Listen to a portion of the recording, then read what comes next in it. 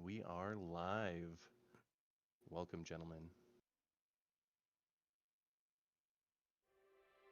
Our forefathers fought for liberty, individual freedom, self-expression, and the right to self-determination.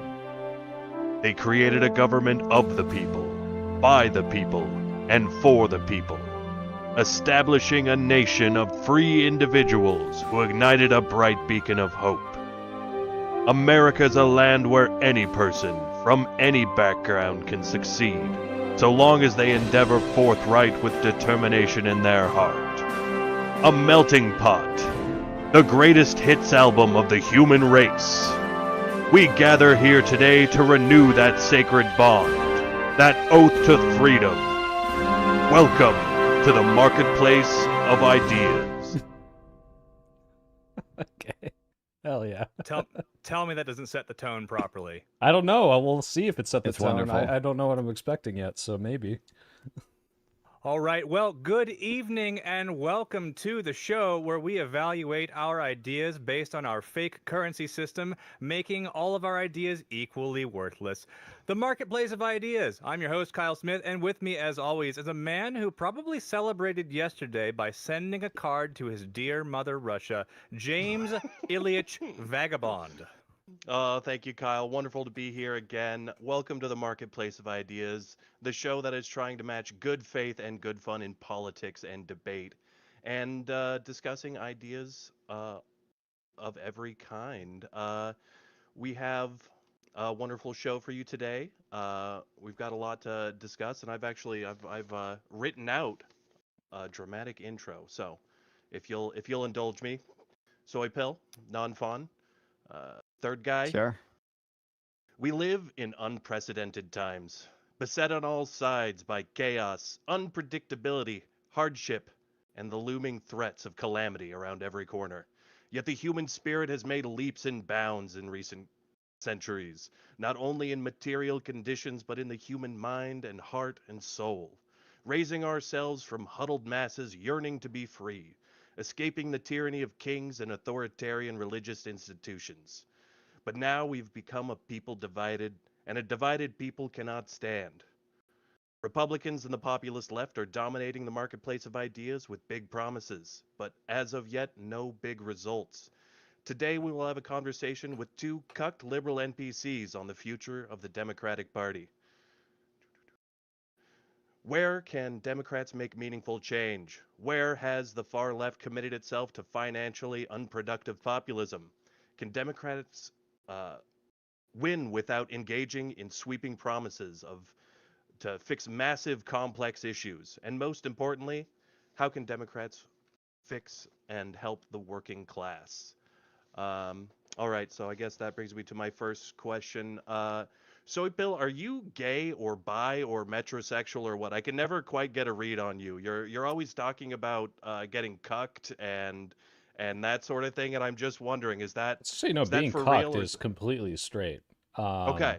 But I kind of gave True. up that shtick. I think the cuck thing kind of got old after a couple of years, and Yeah, Republicans I dropped it too. I don't know. I'm at best bi-curious. I'm mostly straight, yeah. okay. Well, I didn't actually want a real question. I just Well, wanted then what to... you shouldn't have asked then. That was stupid. I know, but between calling out Soy Pill for being a cuck, you called me third guy, which I didn't take very kindly to myself. Yeah, I feel like James, you've brought out the fighting words at the very beginning of the episode. Well, yeah, I'm tired of sitting back with no backbone and letting people push me around as a communist, okay? We've That's got these fair liberals enough. here, and I'm supposed to tear them to shreds on behalf of Lenin or Marx or someone. I forget. I didn't read up my notes. Well, I won't Um, be tearing them to shreds. I'm happy for once on the Marketplace of Ideas to have two left-leaning guests. We've had way too many conservatives on the show, and I think this is a cause for celebration. So, Soy Pill, very glad to have you on for the first time, and Nonfon, returning guest for the third time now after last week as well. Thank you so much for being here. Absolutely I'm happy to dominating be the back. I'm marketplace of glad ideas. we're lumping me in with Soy Pill on the left already. What the hell? What the hell? I thought I was Yeah. supposed to be epically owning this guy You're gonna in the epically own marketplace me? of I thought we were on the ideas same team. We've never about fought all before, the non-fun. about all the stupid. Yeah, it's true. We've never had any disagreements. Well, I well, thought if any, thought I was gonna be epically owning this dude on some stuff. We'll get with there. it, Oh, we'll with get any there. luck, we will have some nice contentious conversations later. But James, without much further ado, shall we just jump into the first item of the evening? We've got a game to play to help break the ice and get to know everybody's perspectives a bit more. Unless Yeah, you had any more opening hopefully statements. breaking the ice better than I did at the. Well, that asking did if not I- hit. if Okay, I like that did men? not hit. Yeah. I It's, mean, hey, you that's know, a lot. Hey, a lot of people in the Bay Area break the ice that way. You believe it or It not. was so. a bold way That's the most to important open thing things. to know about someone. I mean, Yeah. it's I just go up to random strangers and ask them, what are you into? You know? Yes, let's get right into the first game this evening. beautiful. So we've got a game that we like to play to get to know our guests. We want to get to know your perspectives and how you prefer to interface with these ideas that we trade. And to do that, we like to play something that we call, once I find the sound bit here, here we are, Straw Man, Steel Man. Straw Now, the way we man. play Steel Straw Man. Man, Steel Man is we're going to have our two guests here, which I will display in the Hall of Debate Heroes. Once I pull it up, here we go. We've got, joining us for the first time, the Soy Pill. What is that And- photo from? I don't even know where that's from.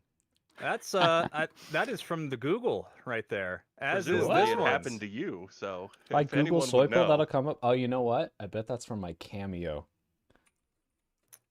Well, either way, I found a good use for it here as Oh yeah, there it is. Wow. as a place for you in the Hall of our Debate Heroes. So with Straw Man, Steel Man, we are going to give a straw man argument that is geared towards you, or rather against you, and we're going to ask you to defend that, give a steel man of that take, and then afterwards you'll have an opportunity to say what you actually believe. Sound good? Okay. So wait, I don't know someone's if you- I gonna don't know if levy you an defended that accusation. perfectly. We Yeah. have to say this is the most accurate criticism, well, way of representing that criticism, but then say what we actually believe. That's the idea. Okay. And Nonfon, we're going to since give you a played hyperbolic statement, and then you're going to give your best good faith version of that Okay. hyperbolic All statement. right. And who crafted these statements? Uh, Just so I know Um, before they're said. neither of suppose- us. Hmm. It was neither of us. No, We I take didn't do it. I didn't do it. It was Okay. ChatGPT. It wasn't me. ChatGPT, It was okay. ChatGPT. All right, cool. Yeah, All right, let's hit it. ChatGPT. I absolutely. I will not. I will take accountability for all of these straw man, steel man, straw man arguments rather. And so I'll give Nonfon the first one here, if we could open the scroll of the straw man. Nonfon, My God, if you've you been could. working on these.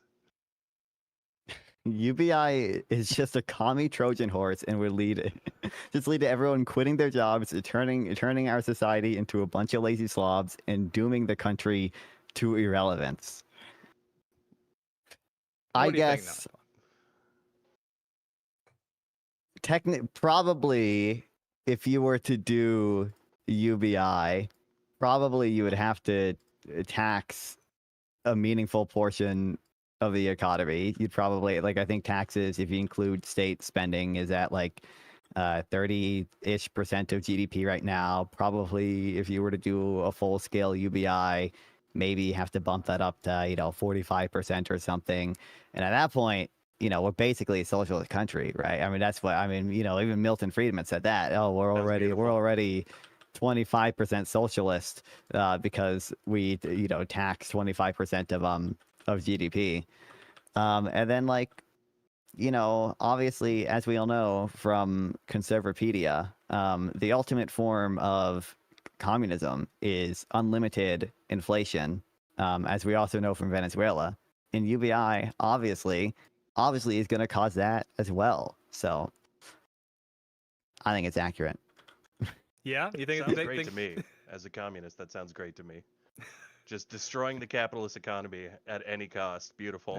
Nonfon, is That's that what true. you Let's actually go. believe? Is that what what are your real thoughts on No, UBI?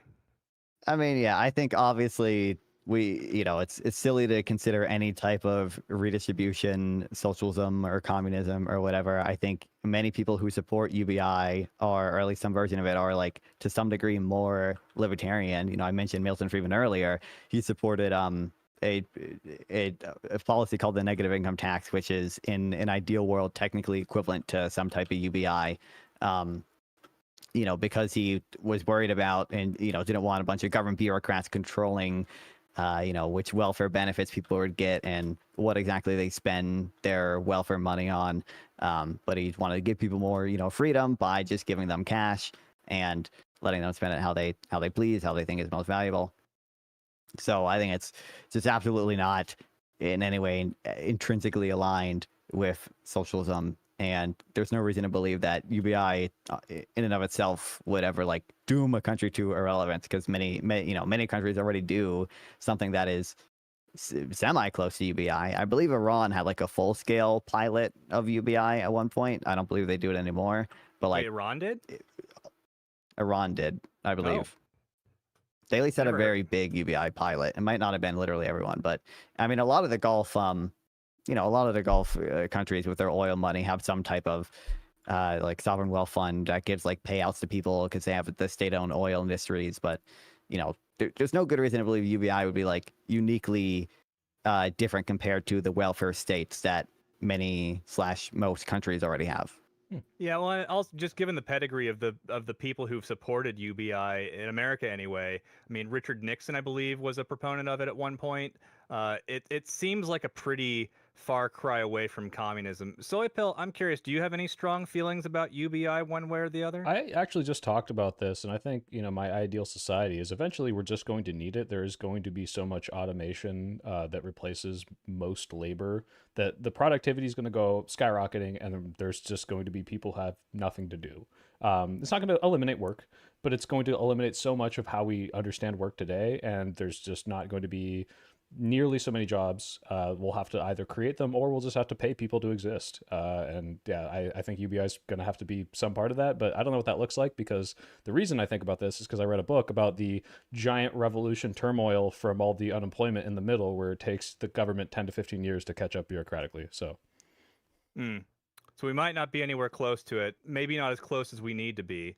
But yeah, it does seem like at some point something similar to that may need to be explored, considering the advent of AI. Soypill, are you ready for my a straw man for you? Give me my straw man. All right, opening your scroll of the straw. I gotta practice saying that properly. All right. Anyway, here we are. Centrist and center-left Democrats are using the deep state to keep the far left out of power so that they can do their corporate overlords' bidding. Man, I thought I was away from the chorus article stuff, but if I had to say, Did we not obfuscate that enough? I told James, we can't bring it up directly. Maybe if we just abstract the issue. What else would it have been? What else could it be? Yeah, so the steel man is that there are people that were outside of the centrist and the center-left tent of Democrats who might deviate at all from kind of what the party is willing to accept into the tent, and those people do not have access to the resources that the DNC pushes out. They're not invited into programs.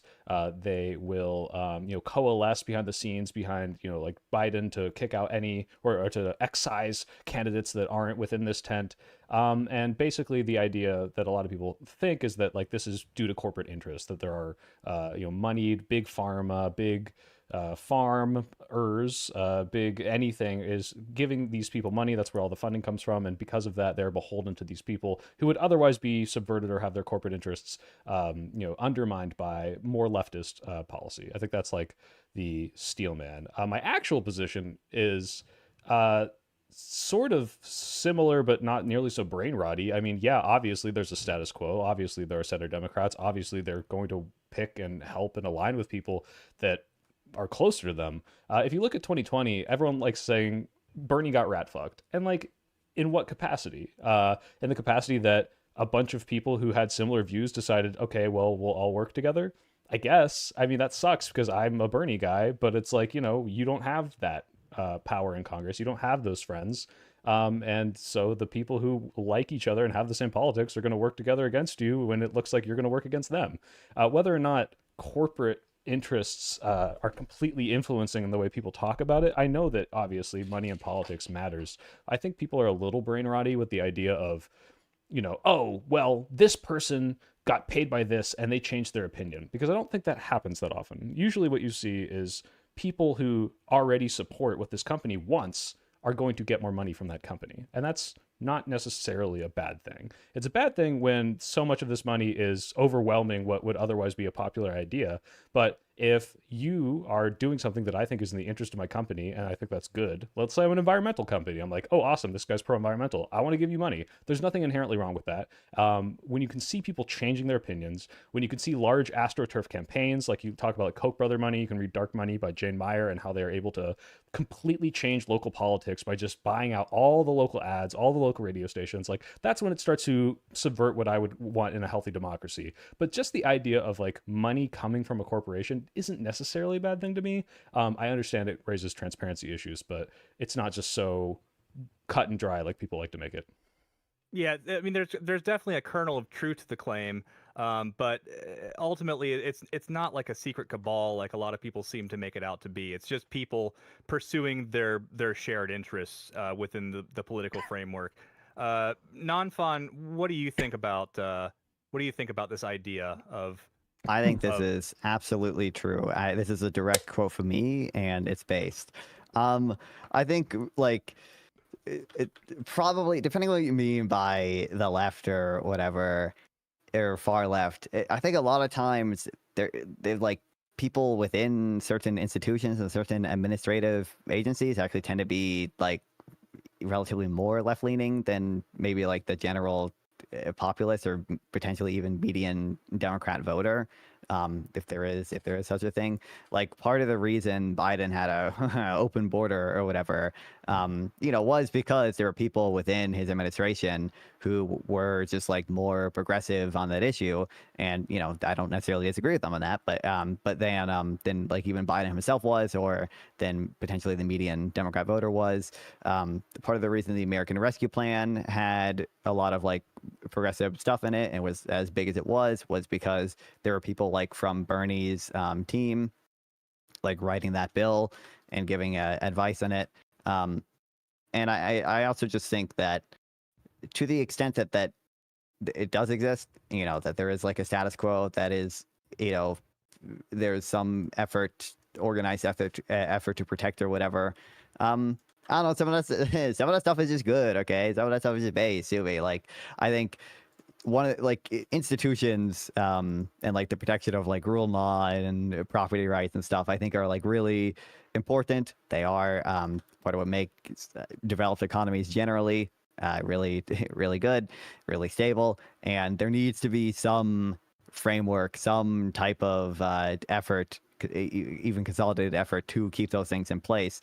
Now, I don't think like Bernie Sanders is like, imminently going to erase all property rights in the U.S. or anything. So like, I don't know, maybe you can argue that they shouldn't fight as hard against him or whatever. But certainly there needs to be some type of sort of institutional arrangement that protects those things from even the whims of the evil voters.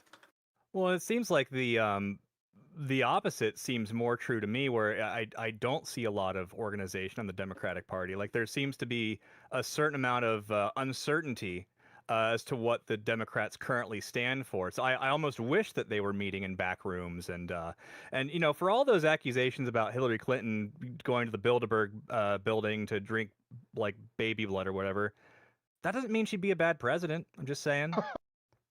Maybe you'll make her a better president because she's so invigorated by the baby blood. Right? Yeah. It makes her. You get more magical virile. powers from I'll that. say if you it. drink She can enough have my of them. baby if she needs it. There we go. That's what an exciting breaking news here on the Marketplace of Ideas. Soypill is going to be offering his baby Firstborn to be child. consumed by Hillary Clinton. By Well, the adrenochrome. Liberal farmers. commentators are going to the Bilderbergs and donating their babies. love it. By the way, quick shout out to Tim Heidecker for taking over the InfoWars. Now I can actually admit to watching it. Anyways, For about the same reason too. It's hilarious. It's ridiculous. Bunch of conspiracy theories. Not much is going to change on there, other than not hurting the victims of tragic events. Nonfon. Speaking of ridiculous things to say, shall we give you your second straw man? Let's hear it. Beautiful. Here you go. Giving moral consideration to an animal like shrimp is philosophical wankery at best, and just another example of wokeness running amok at worst. It's funny because the ultra woke position is actually against giving them moral consideration. It's actually you're privileged if you are vegan and give consideration. But I mean, I think there is some. You should give some consideration to the baseline intuition people have that like it's just a shrimp, or it's just these fucking insects that I also care about, right? There should be some consideration for that, and I maybe there should be some consideration for the cultural norms as well, right? Maybe that makes certain things less bad if you're really that type of cultural relativist. And obviously, I think hey, you guys seen the meme of the moral circles. It is obviously the case that all these leftists are trying to expand everyone's moral circles. They're trying to get rid of the family unit. It's probably God, to the there. extent that leftists argue. I just want to say this show's fun, guys. I'm having fun.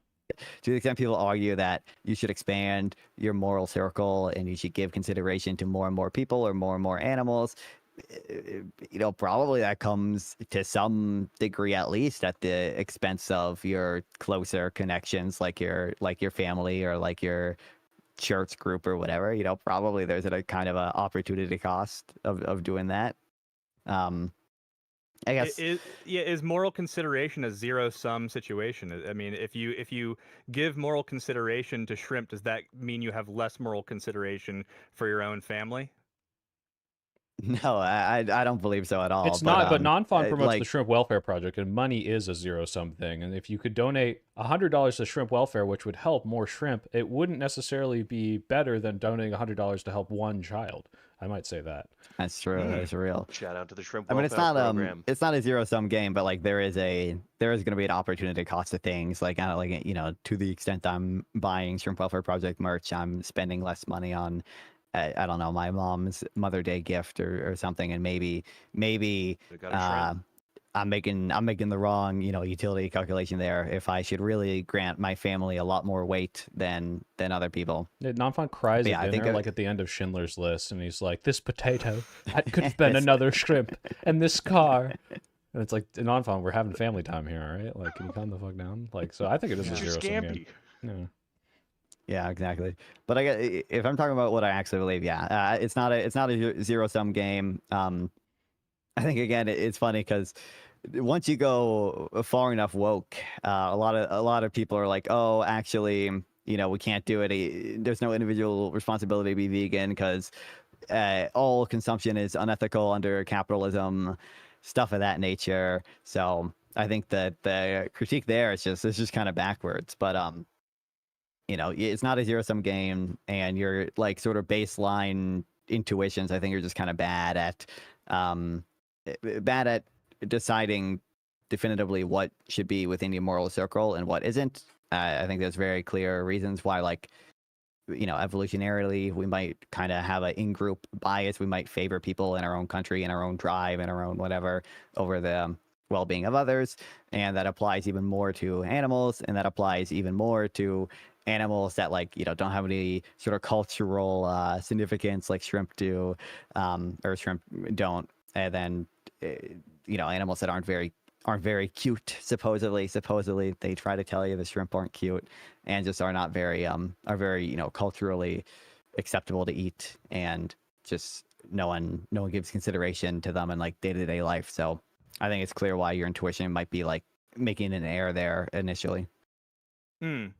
Yeah, Soypill, do you have strong feelings about shrimp or giving moral consideration to animals in general, be they cute or not? Well, I think veganism is just the morally correct position. I mean, if you're going to consider any and all pain and suffering in this world and pretend like you care, like, yeah, animals suffer. Animals feel pain, they feel loneliness, they can be tortured, they can be abused in every which way, and that's what the current industry for all like dairy, eggs, meat does. Is there ethical ways to like take an egg? Probably. But when we get to shrimp, there does become a comparison to me where it is a zero-sum game. For example, like even though I don't think it's moral to kill someone unless they're like trying to kill you or whatever, I do think if it was like the only option to eat animals or the human race wouldn't survive, I think that would be fine. Like there is weight that I'm like, okay, I do value humans more than I value cows, more than I value pigs. They're not all equal to me.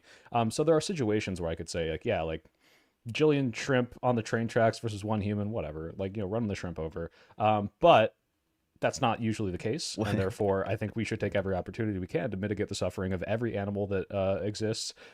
Nature's not going to do that, but that doesn't mean we have to go out there and like save every antelope from every lion. It just means that we can reduce the harm that we cause, and I think everyone should. Yep. What Yeah, I about think- Oh, wait, and 10 real to quick, the 100 Josiah shrimp? wants to know, does Nonfon support packing the Supreme Court? He's everywhere. Oh Thank boy. you, Josiah. Well, let's yeah, get it. I don't know.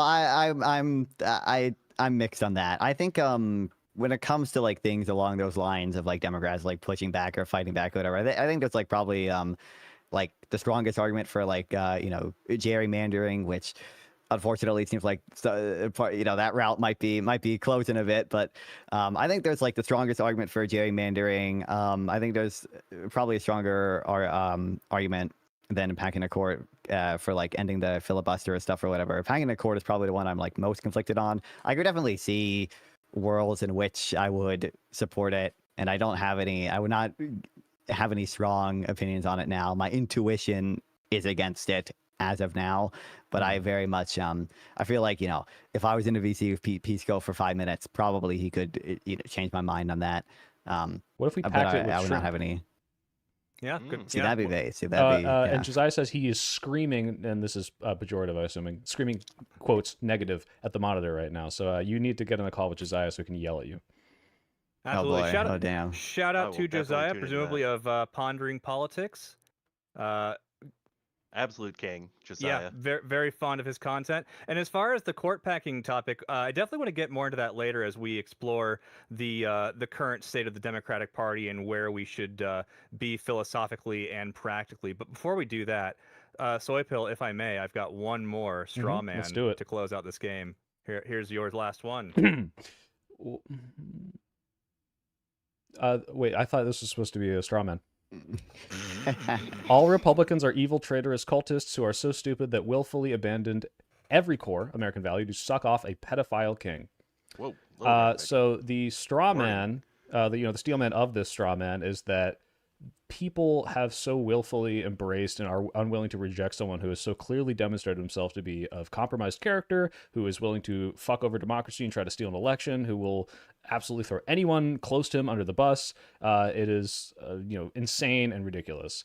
Now my actual position is not all Republicans, just most of them. And Josiah says this is true. Thank you, Josiah. Beautiful. No Non-fun- straw man, just pure steel. It was built right the first time. Yeah, well, a nice softball one to close it out. Keep it nice and tidy as we go into the next section. Non-fun, anything from your perspective to add to that? No, I agree. It's only 99% of Republicans, but I agree. Well, we have to make room for the good ones, of course. What a great game of Straw Man, Steel Man. Gentlemen, thank you so much for participating in that with us. And while we move to the next segment, if you're watching on either Soy Pill or Nonfon stream, please consider coming to our YouTube channel, giving us a like and a subscribe. Don't we leave have me. a Discord. Go back to No, go go now. both. Do both. Go- 2 taps. Do it. Yeah. Do it when you rewatch this, okay? Yeah, Rewatch yeah, it on please. our stream later. Help and us then all non-funds. help us all cross-pollinate, and so we can all stand out in the algorithm. Bring and the we fruits will. of liberalism to every corner, okay? We have a Discord server as well. If you come to our YouTube video, you'll see a link to that in the description. We'll also be handing out some links later as we take call-ins later in the show. Ooh, but we've Collins. got Guys, some- you hear we've got that? some- You always want to Yeah. spam me, go on their show and call in and harass me. We've got one person in our community chomping at the bit. Lethal Lance is in the waiting room. Lethal Lance, by the way, the self-made whale of liberalism in the marketplace of ideas, fake stock market, which we'll talk a little bit more about later tonight. But yeah, so we will have that available as well. While we're saying these sorts of streamer things, Non-Fun, Soy Pill, do you want to...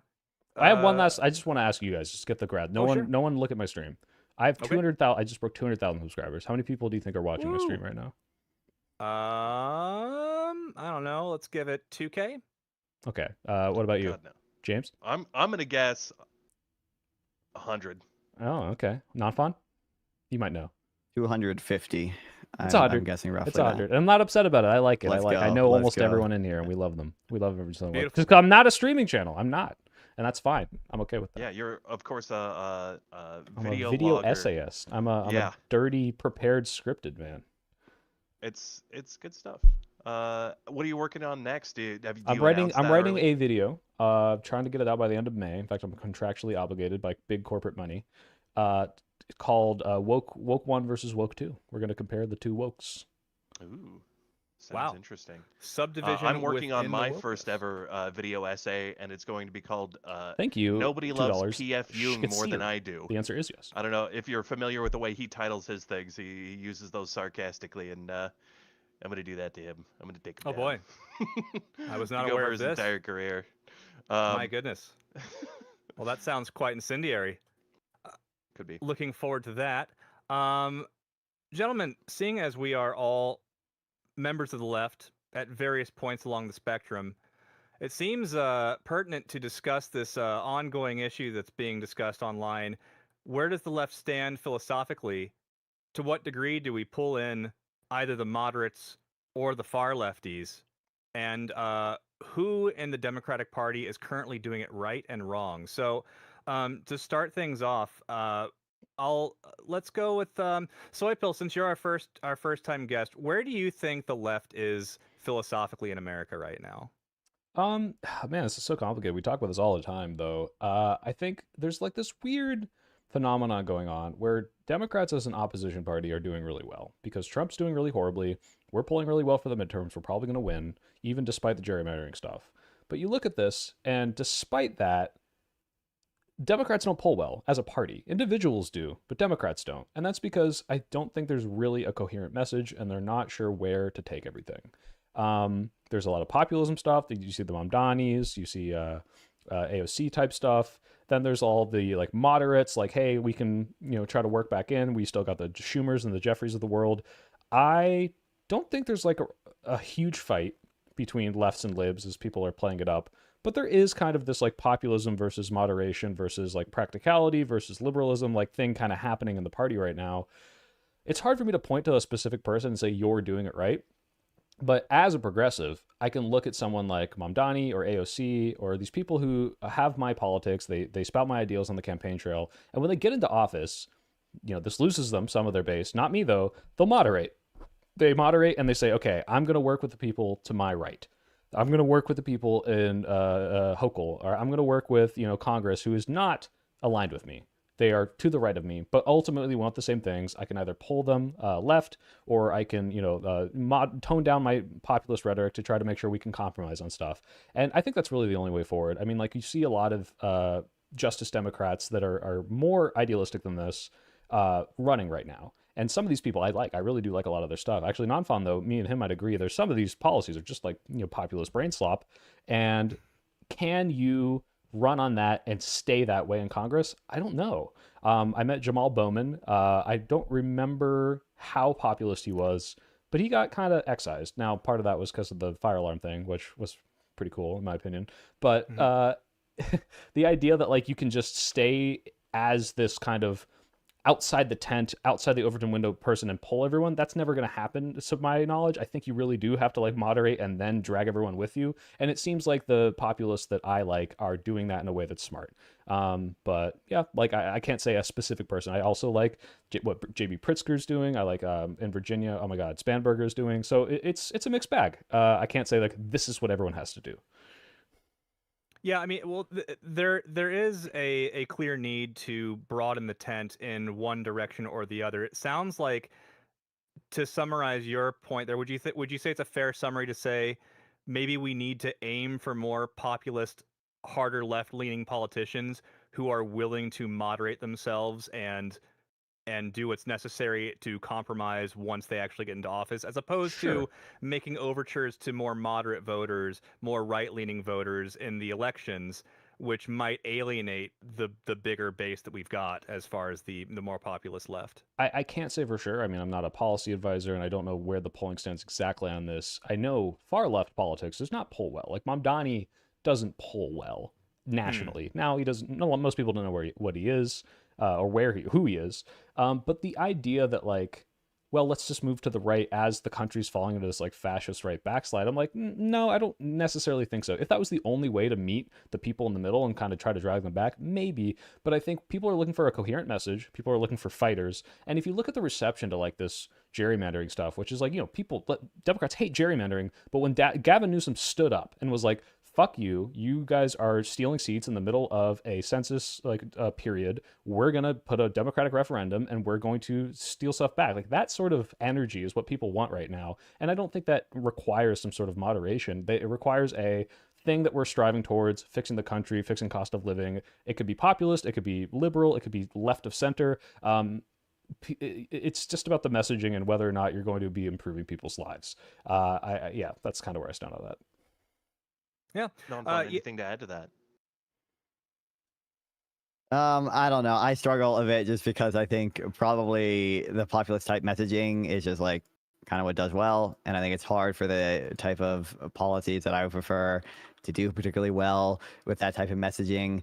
I think there are like some ways you could do it, and I think like John Ossoff is like he's not a centrist or anything, or should I even say that word? But he's not necessarily a super progressive dude or anything. But he's I think probably not quite moderate or anything. He does like he fights on the corruption a lot, and I think like that messaging is fine or whatever. I don't like that but like if you watch like the recent ad he did, that like it was a really great ad messaging wise about trying to take on Trump, take on corruption, he touched on a lot of affordability issues. I just think like every single policy attached to it was like basically bad. He talks about like when he talks about corruption, a lot of times he mentions, like pharmaceutical companies and like the evil lobbying they do to keep drug prices super high or whatever. And I think me and Sophie kind of touched on that before, but I think probably the cost and innovation from negotiating drug prices probably just makes like any type of negotiation there not worth it. And there was, there were just a bunch of other things that, like, even like this semi-moderate dude, like not squad Democrat progressive guy or anything, is like pushing, and it's frustrating. I don't know how to fix it, so I'm not gonna have any good advice for you, but that's where I stand. Oh well, thankfully the advice wouldn't apply to me anyway. I'm just a guy with a microphone trying to get a little piss shit YouTube show off the ground. So hopefully, hey, I was gonna say, so far, guys, this is a great format. I'm having a fun time. This is awesome. I mean, when's the last time you were on a show that had production quality as good as the game we just played? I mean, other than Raging Tomato, I can't say I have. I mean, Wick's got to step his game up. Really, we're coming for you, Tomato. Wick is watching this show and he's shitting his pants right now, seeing the storm. He's downloading several MP3s and putting them all into OBS right now for all his probably transitions. So. Real quick though, speaking of low budget, I need to ask. Show. Wick is a king. I will not have him. No, I like it. I know. I'm just saying. I'm just trying to bait him into the competition. This is the free market that Nonfon's talking about, right? Like we got to get you guys to compete and improve. That man. Damn no, right. James, damn are right. you in your like your lobby like of your house, like so that like I don't know what, so like if you get swatted it's over faster, like why are you so close to the front door? Because I'm poor and I live in a Harry Potter closet. Okay. All right. More or less. Yeah, there's no good answer. There's no good answer. I don't know if that's Actually, true. You say you're poor, but based on that poster, you've got like a 40 grand net worth in like anime figurines, I'm gonna guess. So possible. But yeah, but those are priceless. Those aren't commodities. Those are collectibles, those are for the people. They're accumulating value. They're important to me. James, as the self-acclaimed communist and just recently affirmed poor, where do you stand on these on the where the philosophy of the Democratic Party is and or should be? I understand where a lot of the far left people come from when they say that a sort of middle of the ground attitude is why we keep ending up with Republicans that seem just as good, but I don't fall for the populist brain rot that blames them. There's a political reality. When we got Biden, we lost the trifecta pretty early. Obama the same thing 2 years in, and we lost control that we barely had in the first place. um, there's just a reality on the ground that we have to deal with, and if people do want like farther left politics, supporting the working people, etc., then we've got to get out there and vote and make it happen. And that means work hard in the primaries for the candidate you really want, and then when it comes to hold your nose and vote for Hillary Clinton, then we need to fucking do it this time, Hey, at and least you're not every time. anti-electoral. I'm on board with that. Yeah. I, Yeah. as long as All right, as guys, we call up the SWAT. actually Guys, stop swatting him. Guys, stop. we can call the boys back, okay? Yeah, yeah. We can call him back. He said the right thing. Well, okay, that gets us onto a conversation that's been had a couple of times, but I did want to hear your guys' answer on it. Where exactly have you guys been drawing the line of where's the end of the far left liberal alliance? Who's It's right too there. far You on just the said left? it. If you, I Yeah. don't even care if you're like, I want the fucking Maoist revolution where we're gonna like string out all the landlords. Like, no, He I'm never does. gonna let you get power. But if you're willing to fucking help me in the meantime, like, no, I'm not gonna give you speaking events where you get to profess your insanity. But I'm not gonna say you can't help me fucking canvass and tell people, like, hey, go vote for Hillary Clinton or Kamala Harris or whatever. Like, I'm all about the winning the election part, and then past that, we'll fight on the nitty gritty in the meantime. If I can let never Trump Republicans in, I'm gonna let even the craziest leftists, as long as they're electoral. Yeah, I mean, there I is don't know. a I'm probably like I don't know exactly where I draw the line or whatever, but I am obviously concerned with any of the sort of longer term consequences of kind of rewarding super populist or like super progressive rhetoric. Oh, I'm not. I want to to agree with you here. There is absolutely a danger in accepting bad ideas for like short-term gains, because then you start to transform the party into this like, okay, like, wait, hold on. Now 10 of my house candidates are all just believing this thing is just not empirically true because I wanted their help and they happen to like, coalesce and here. I understand there are long-term consequences. You're going to brain rot a lot of the country, and you do need to avoid that. So it's not just so simple as like, are they electoral or not? What I mean by that is like, who am I willing to not just completely write off? Like, these people might have terrible ideas that you should be constantly combating if they are like, bringing them up around you. That doesn't mean that you need to excise them if they're willing to help you win elections. That's what I'm saying.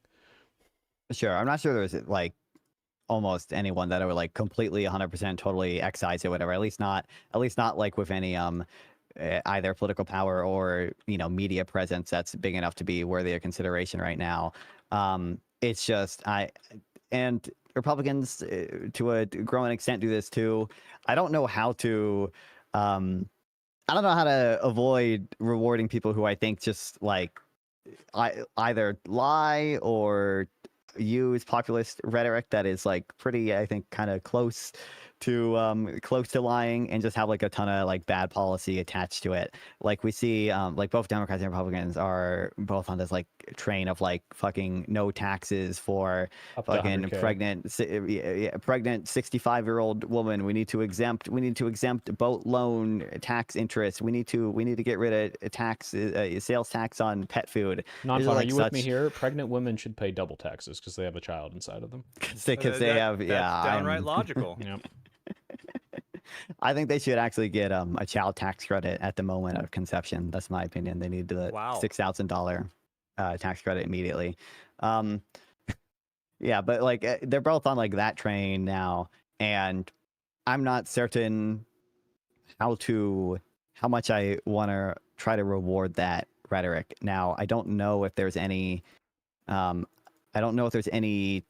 sort of institutional conspiracy pushback that people could do that would that would prevent that type of stuff, while also keeping it such that like people still feel like they have a significant say in what their politicians do and stuff. So I'm not exactly sure what the solution is there, but it's just something that makes me like generally more hesitant to support people engaging in that type of rhetoric. Like I think there's probably if I was in California, there's probably some district out there where like at the state level I might support like voting for a Republican just because if they're like a semi-reasonable Republican dude and a Democrat's engaging in a lot of that like stupid rhetoric stuff and it has a bunch of bad policy attached to it. On a federal level, I don't think so. Phil, it's just on a federal level. I'll say a liberal and a fascist bleeds. That's what I'm hearing right now. True. On a federal level, I'm not sure that that's ever going to be the case right now, just because like I think there's probably some need to investigate Trump and essentially everyone in his administration, and no Republican in Congress is like ever going to vote for that stuff. So I think that like disqualifies basically any of them on a federal level. But I am wary about that type of rhetoric, that those types of policies in general, and those are things that do push me to. Maybe one day there'll be a good Republican guys, but potentially supporting some of the more hopefully reasonable factions. What about on the local level? Party. Have you ever found anybody on your local ballots that you were like, you know what, that said R, but I looked into it more, and this is not that outside of my politics. I've always found when you look, closer to home, the more reasonable, the less the dichotomy matters of the R versus D. Yeah, the issue is, I think that's probably generally true. The issue is on like the local level, most of my elections are nonpartisan. Like the school board is like technically nonpartisan. Now, if you read, the op-ed things they put out in our local newspaper, you can clearly tell, which ones are woke and which ones aren't, which appears to be the only issue that the school board debates. And then like on the state level, like last time I voted, which, the 2024 election, literally every single like state level race except for governor and attorney general were just uncontested Republican. So I just did not vote in any of those because it did not really matter. Yeah. In that instance, your vote actually did not matter because there was barely an election. It was just one person. Yeah. So there was a local uncontested election for water and soil commissioner as well, but it did have a write-in, and I wrote in Joe Biden. So I'm still waiting on him to be inaugurated into my county soil and water commission. Wouldn't that be such a great thing to have Joe Biden as your local soil and water commissioner? Well, I hear he's unemployed right now. Dirt here's wet. Dirt here's wet. It's probably how it would go, and hopefully it would be a good thing. So, as far as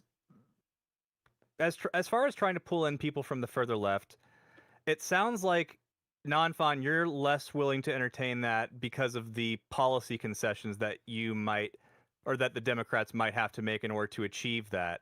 And that would be counter to what is normally done with the Democrats, or at least what they're accused of doing, which is trying to appeal more to moderates and in the eyes of the far left, or maybe even the whatever the not center left is, anything left of that. There aren't many policy concessions made in that direction. What policy concessions towards the left would you be willing to entertain? We talked about court packing earlier. I don't know if that's necessarily a far left or a more left position, or if it's that's just a resist mom position now. So, yeah, exactly. Sure. Yeah. Yeah, Well, that's like a liberal, like I don't want to say classical liberal necessarily, but protect our liberal democracy position, resist lib, as opposed to like what I would consider really like necessarily a far left policy. Right. Or whatever. Yeah. It's more just a big swinging move. But yeah, if you could, what? Yeah, I'm not certain there's anything like court packing that I would necessarily be unwilling to at least like entertain or whatever. I think packing the court is probably the most, not to say it is in and of itself extreme or anything, okay, but like probably the most extreme of the kind of like resist lib policy things. I can't think of anything else. Or that would be like more extreme. Like, okay, $25 minimum wage. Obviously, I think the people that try to implement this are like, well, and here's all the concessions that we'll make for all the different counties where this wouldn't make any sense. But that is that framing, that rhetoric is going to be a concession to the left, or Green New Deal, or tax the rich. Yeah. There'd Student loan forgiveness. Yeah, there'd be some stuff on that I would Like, it'd be hard for me to say like any one thing is sufficient to like write everyone off completely, but I am very hesitant to like endorse what I think is I say extreme pro labor policy or whatever when it comes to like unions and when it comes to minimum wages and such. I think probably if we are to keep growing at the rate we are growing at, if we are to keep being to some extent the world leader in innovation generally, especially in tech innovation, companies need to be able to lay off people. And I think that's something that a lot of Democratic administrations were just like prevent to a non-negligible degree with any type of like labor regulations that they impose or any type of protection to unions that they impose. So there would be a degree to that maybe I would consider sufficient. And the I don't think the issue with the wealth tax and stuff is, I think probably a lot of that stuff would get struck down as like unconstitutional. So I'm not certain what exactly to how exactly I should factor that type of thing in. There do seem to be constraints on what Democrats could actually do with regards to many of the most populist policies. So I have to weigh that as well. And I think probably I'm not that concerned about certain senators supporting a wealth tax for that reason. Soypel, what policies do you think the Democrats should be running on? We talked about court packing. There have been some allusions to tax credits, things of that nature. What's something that you think the Democrats should put in their policy position for the midterms and They barely need to 2028? change anything. I mean, really, it's just cost of living, and the policy, and this sucks, does not matter nearly so much. You can talk about how you're going to do it, whether that's through welfare programs, whether that's through taxes, like whatever they're going to do, it doesn't nearly matter so much as the fact that people hear, hey, I'm going to fix the economy, and the economy's not doing well. I'm going to lower gas prices. How are you going to do it? Doesn't matter. You just say you are. And now, obviously, we could say, well, we're not going to continue the war in Iran. Like, this would help if you could show the direct correlation for why this is happening. But people don't, like, really hear much past that, the voters, I think. And that's why I think Democrats could pretty much do nothing riding into this midterm and still probably win. I'm not quite sure what policy would be the best, like, literally and also rhetorically. But well, maybe it wouldn't be an individual policy. Maybe it would be like an overarching. So like this message on the messaging on affordability. Yeah. It seems like affordability might have overtaken equality as the core of the democratic culture. Do you think that I'm right about that, or do you think I'm off on that assessment? Explain a little bit more. It's like the core of the democratic culture is affordability, or I mean, so if we're going back to the 2010s, the big criticism of the Democrats and the way that the left had a stranglehold on the culture was that it's too woke and people are too concerned with intersectionality and equality and things like that. Whether or not you think that's true, I personally don't. But that was the big concern coming from the right, and there was a lot of support from the Democratic base for policies that promote equality, trans rights, things of that nature. yeah. That was sort of the cultural cornerstone of the left at that time. Have we moved away from that culturally Sort of. This is actually yeah. what's going in my new video, which is like the reason we were able to do that is because we all operated from the same premise of civility and that everyone wanted the same thing of like, hey, like we're ending racism, we're getting there, there's things we got to overcome, right? So we got to start like promoting equality, and we bring in this academic language of like, and this is how we can end gender roles, and this is how, and it turns out there's a bunch of fucking people, Republicans, who do not fucking care about any of that, and there's a bunch of liberals who don't understand it, who might think you're right if you took the time down to sit with them and explain it, but they just hear like, oh, blah, blah, blah policy, and it's like, whatever, this doesn't really affect me, or you're being annoying. And so now the ground has been ceded completely to the right. We don't have time for that. There's no like, hey, let's do this amazing fucking DEI policy and you're going to run on that. It's going to be popular. It's let's uplift everyone. In the meantime, you don't have to say this, but it is going to uplift everyone. It's like, rising tide raises all ships, or whatever the fuck it's called. I don't think there's room for that right now. I think, dark woke is, really quickly say, fuck you, put the pronouns in the bag, and also we're going to fix the economy. It's not, we can't run on this like virtuous, look how good we are, because our enemies don't care. They want to see trans people eradicated. They want to see mass deportations. They want a white ethno-state sometimes. And it's like, okay, well, I can't signal to your base, hey, don't you want to be nice to people? No, it's not going to work. You got to just kind of run on the things that make most people's lives better, and make sure you don't abandon anyone, but that can't be the primary focus. That era's gone until we have Kamala for the 12-year Reich or whatever. Well, looking forward to that. James, what say you on this issue of equality versus affordability being the new cornerstone of the cultural left? I mean, that's a big question. You could sort of say that since the 50s and 60s, that's when that really established itself, and it was in a time where that was a much more meaningful fight because we had such serious discrimination and racial issues, and we've kind of gotten rid of all of the easy wins in equality, and so like Soy was saying, now it's about pronouns and more micro issues that affect less and less people. So I think it's hard to come together as a party for those more minute equality issues, and so I think it does make sense to reorient the party around that sort of thing.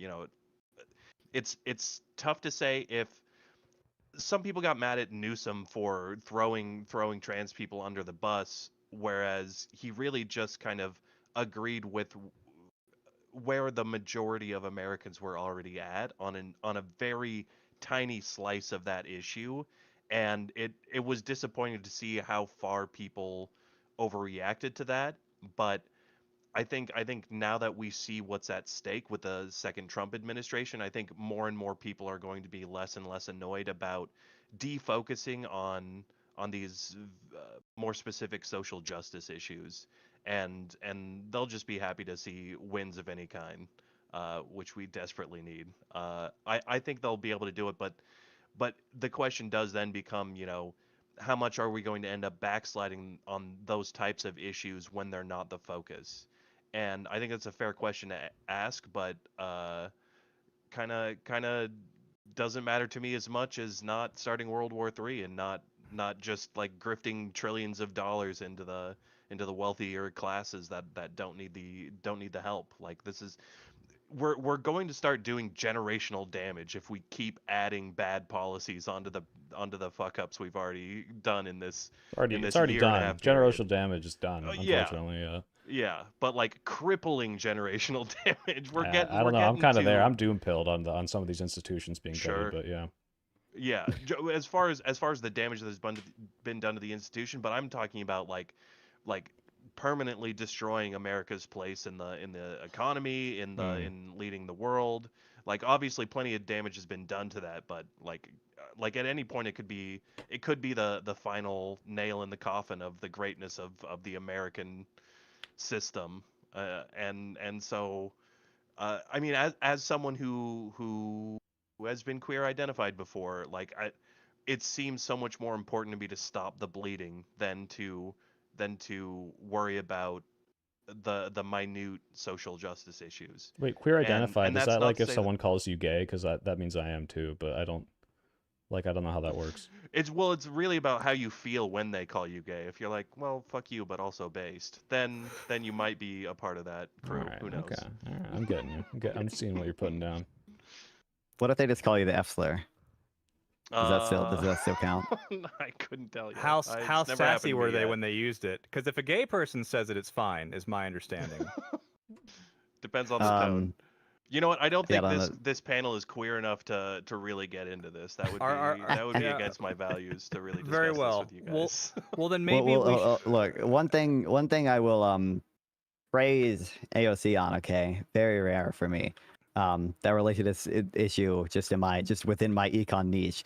AOC is the only fucking progressive out there at this point that's insisting on having I think she used the words, fair tax system where everyone pays in equally rather than doing all these stupid nonsense exemptions for random people, random fucking students or random people over 65 or yada, yada, yada. She's one of the only people out there championing the broad tax base. I do think if we got to talk about generational damage, though, probably a lot of the other policies AOC and the progressives would cause some amount of that, but name one. regardless. Also, do you pay taxes, Nonfon? Well, I mean, yeah. Yeah. At you least, have an income large enough? Technically, I should. Isn't it like under? Isn't it? I think it's like under $600 or whatever. You don't. What? Oh, I thought it was under. Under 10,000, you don't pay income tax basically. Oh no, you're talking about as an independent contractor. Oh, you're talking about your YouTube stuff? Yeah, which is like what I like if I don't pay taxes on my YouTube stuff. But the point is you don't pay taxes. But no, yeah, what's a generationally devastating AOC there might be policy? some minor. We like to commit a little tax whatever. fraud here. But, we all commit a little tax fraud. Yeah, that's fine. We're not going to judge you. But yeah, I think broadly the sort of regulatory states that she supports, the type of labor market regulation that she and the progressives support, and this is maybe less of I'll consider this generational damage. The healthcare policy that she supports are all things that are going to severely constrain our economy and the amount of innovation we do. So, like, I know. Yes, we save lives, but number not go up as much. Yeah. All right, Nonfon. Well, I mean, obviously there are trade-offs there that we should consider. Like GDP growth is correlated with just a ton of really good outcomes, and probably the rate at which the economy grows will lead to more or less happy people in the future, which I think you should also consider, or the people currently existing also being happier in the future.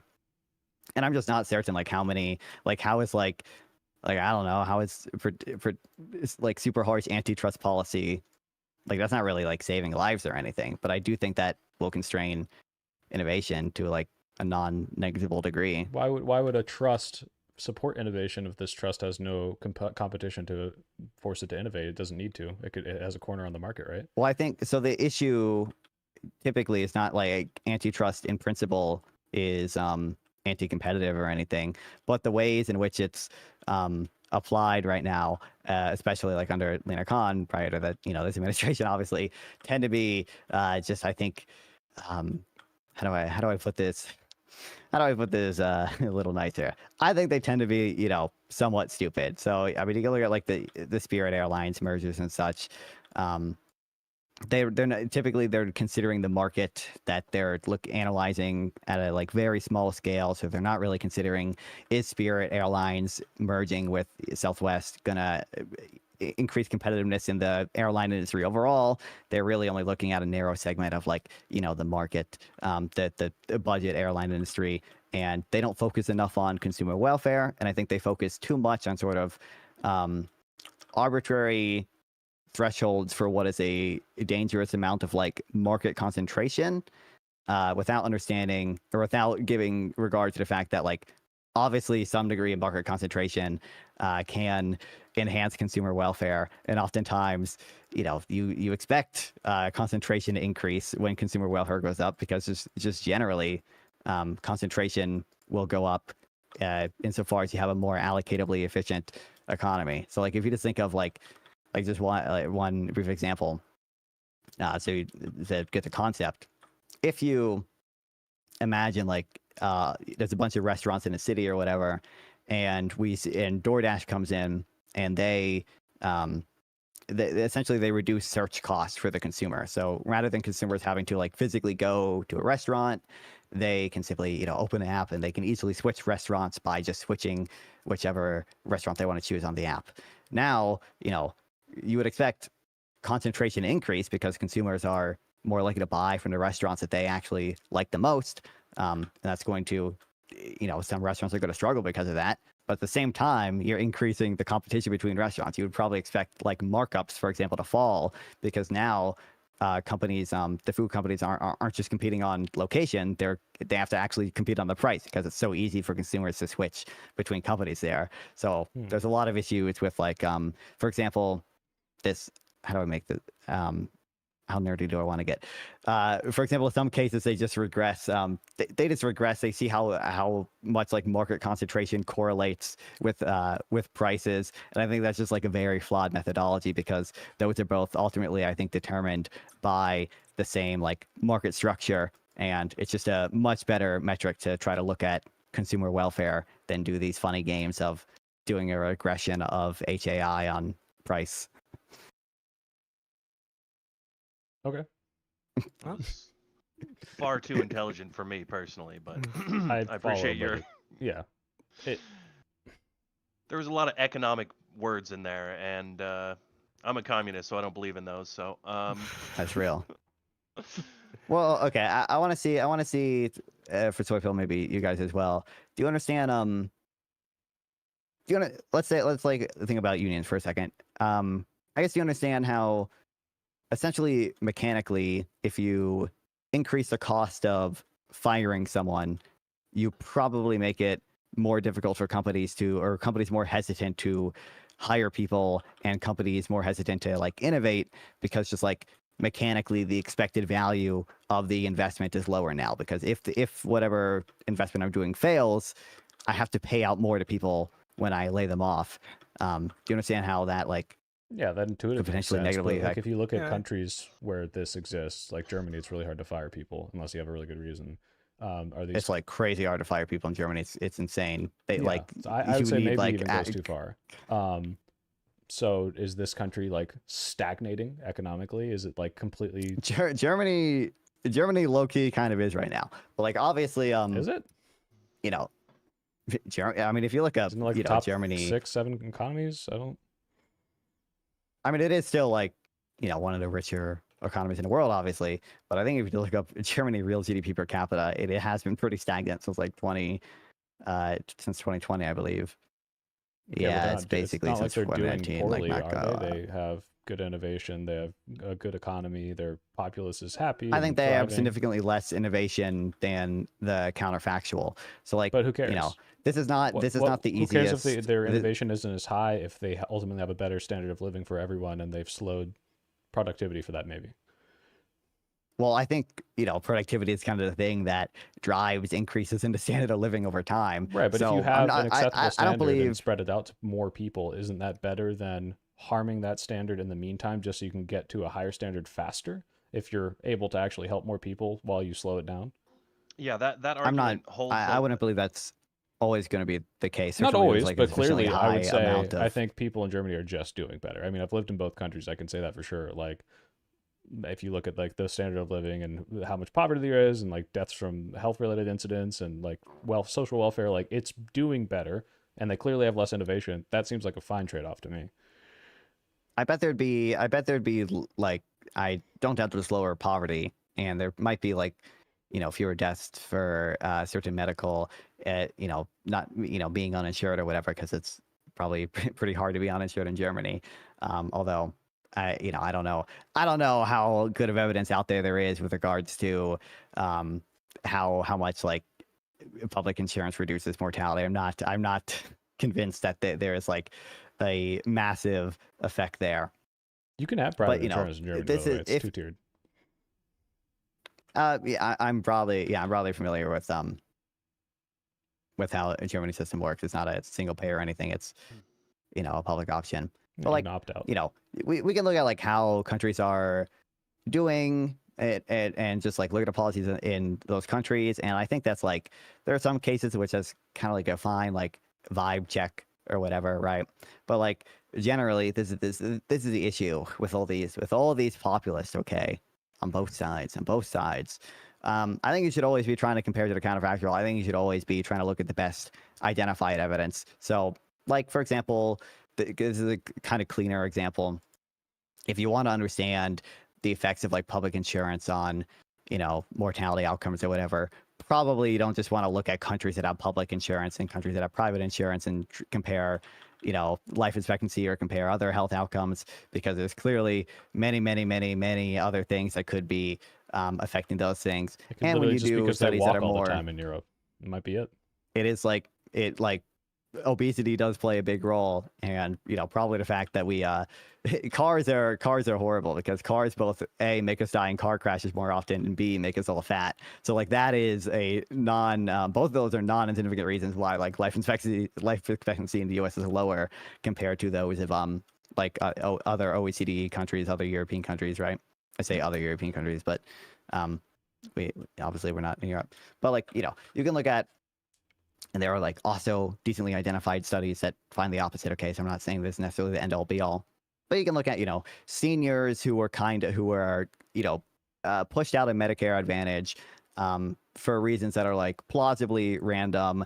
I forget the exact reason why they're forced out of it, but reasons that are plausibly random, not related to like any specific health condition they have, and compare the quality of care between like those seniors the 2 years before they dropped out and the 2 years afterwards, or compare them to like seniors who didn't get pushed out of Medicare Advantage, and you see like low to essentially zero impacts on like mortality in those cases. You see like in some studies you do find like increases in self-reported quality of care, but in other studies you find essentially zero increases in self-reported quality of care.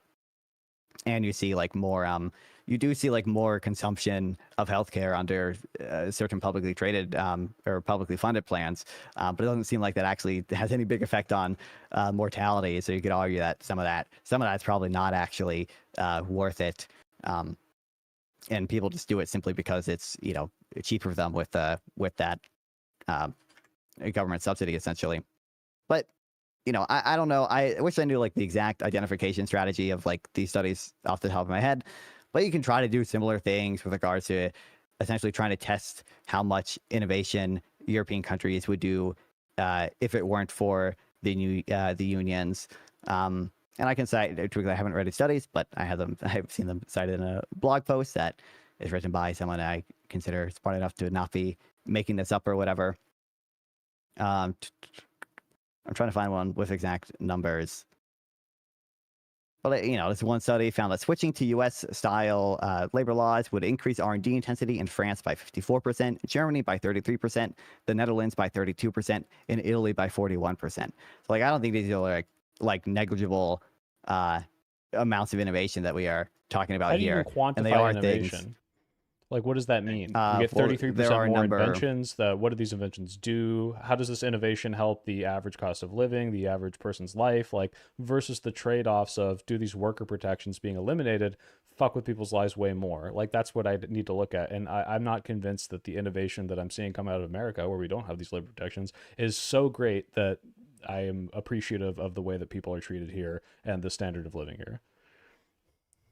I mean, so I'm not sure off the top of my head exactly how they define innovation. I'd imagine they say R&D intensity. I imagine that's going to be measure, even if you right. Incredible. Yeah, there's going to be things. There's always going to be disputes about what exactly the best measurement is, right? Because plausibly there are a lot of other things that affect patents other than just labor protections, and plausibly a lot of patents are not actually truly innovative. So how do you account for the fact that like maybe probably the top 20% of patents are like 80% of like the consumer welfare gains from patents, and the rest of them just kind of sit around doing nothing, right? I'd say Nonfon's position is let them eat R&D innovation. That's what I'm hearing. Delicious. True. Yeah, Nonfon. But quite obviously, I think like if we care about like the standard of living and such or whatever, and like clearly, I think one over time, just like long run productivity growth is like causal to like all of those things, right? Like that is the mechanism by which we increase the standard of living, and it's good to do that faster. Well, you and say then there that, are clearly tangible in every sector, right? Okay, there are productivity gains in Best Buy, where they're doing a better job of selling you a TV, maybe. And you weigh that against productivity gains and cancer research. Like these are not the same thing, but they're equally productivity gained, right?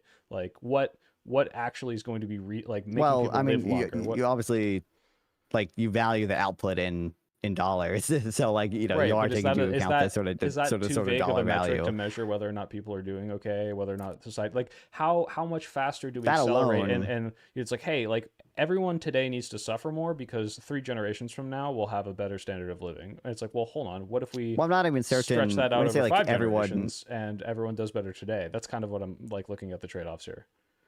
when I say like everyone today is going to suffer more, I'm not even, you know, convinced that's the case. Certainly, if you had more like union level protections or whatever, probably you'd see more unemployment. It seems like there's some evidence of that effect. You know, probably you would see less investment. There's at least some evidence of that effect as well. So like you are going to be directly hurting people today as well, and people that are alive today for the next 20, 30, 50 years of their life, beyond just you know, people far in the future, people 100 years in the But, future. okay, And it's not clear to me many of empirical at all these. question, but not fun. What would hurt more, unions or like taking away labor protections?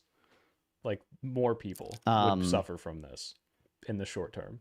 I mean, there's going to be a margin to things, so you'd have to specify which like country you're talking about and which laws we're talking Germany, about. which we both agree probably has a little extra restrictive labor protections. If would more people be harmed in that country by what is happening, or would it be better for them in the short term to switch to like American style labor protection?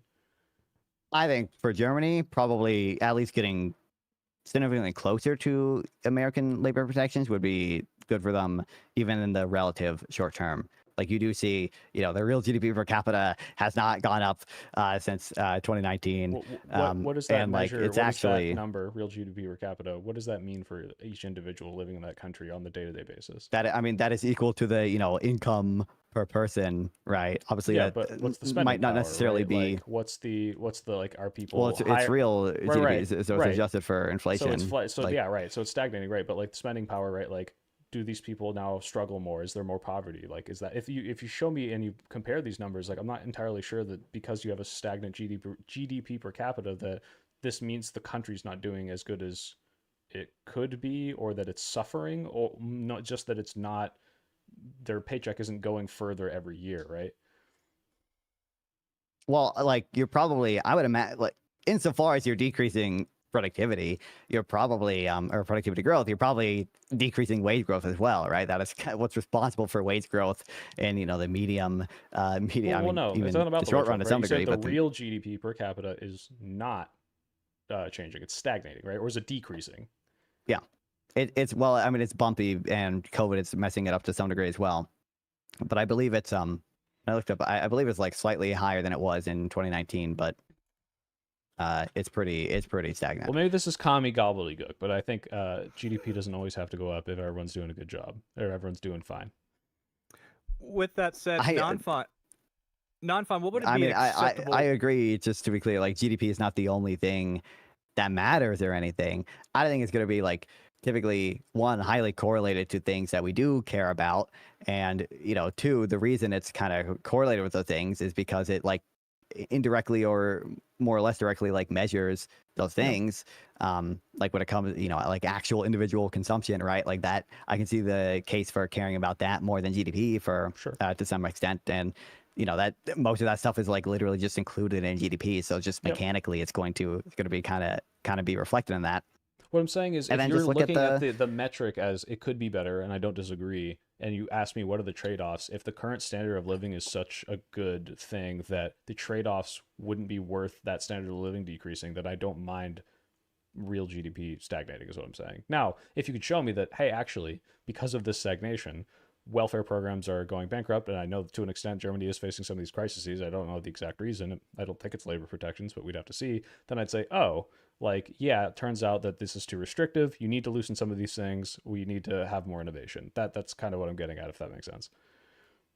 Sure. I mean, probably, you know, Germany might have more fiscal space insofar if they were able to increase productivity and long run growth. I'm not certain exactly right now what they just have too many old people, reasons really. for their sort of maybe what their medical system was run, too good.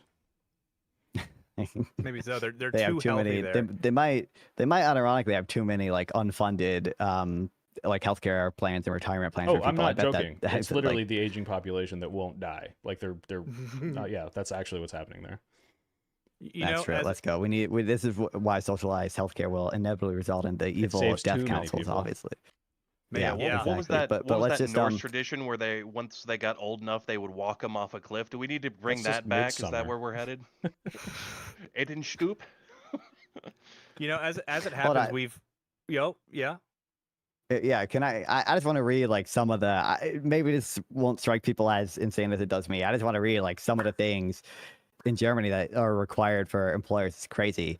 In Germany, a worker who is fairly dismissed due to business needs is entitled to law to 15 days of pay for every year they have spent with the employer. That's someone who has met the standard of being dismissed fairly for a business reason, and those standards are also impossibly high. Employers cannot 15 days choose per who year is not leaves. that crazy. They must rank that.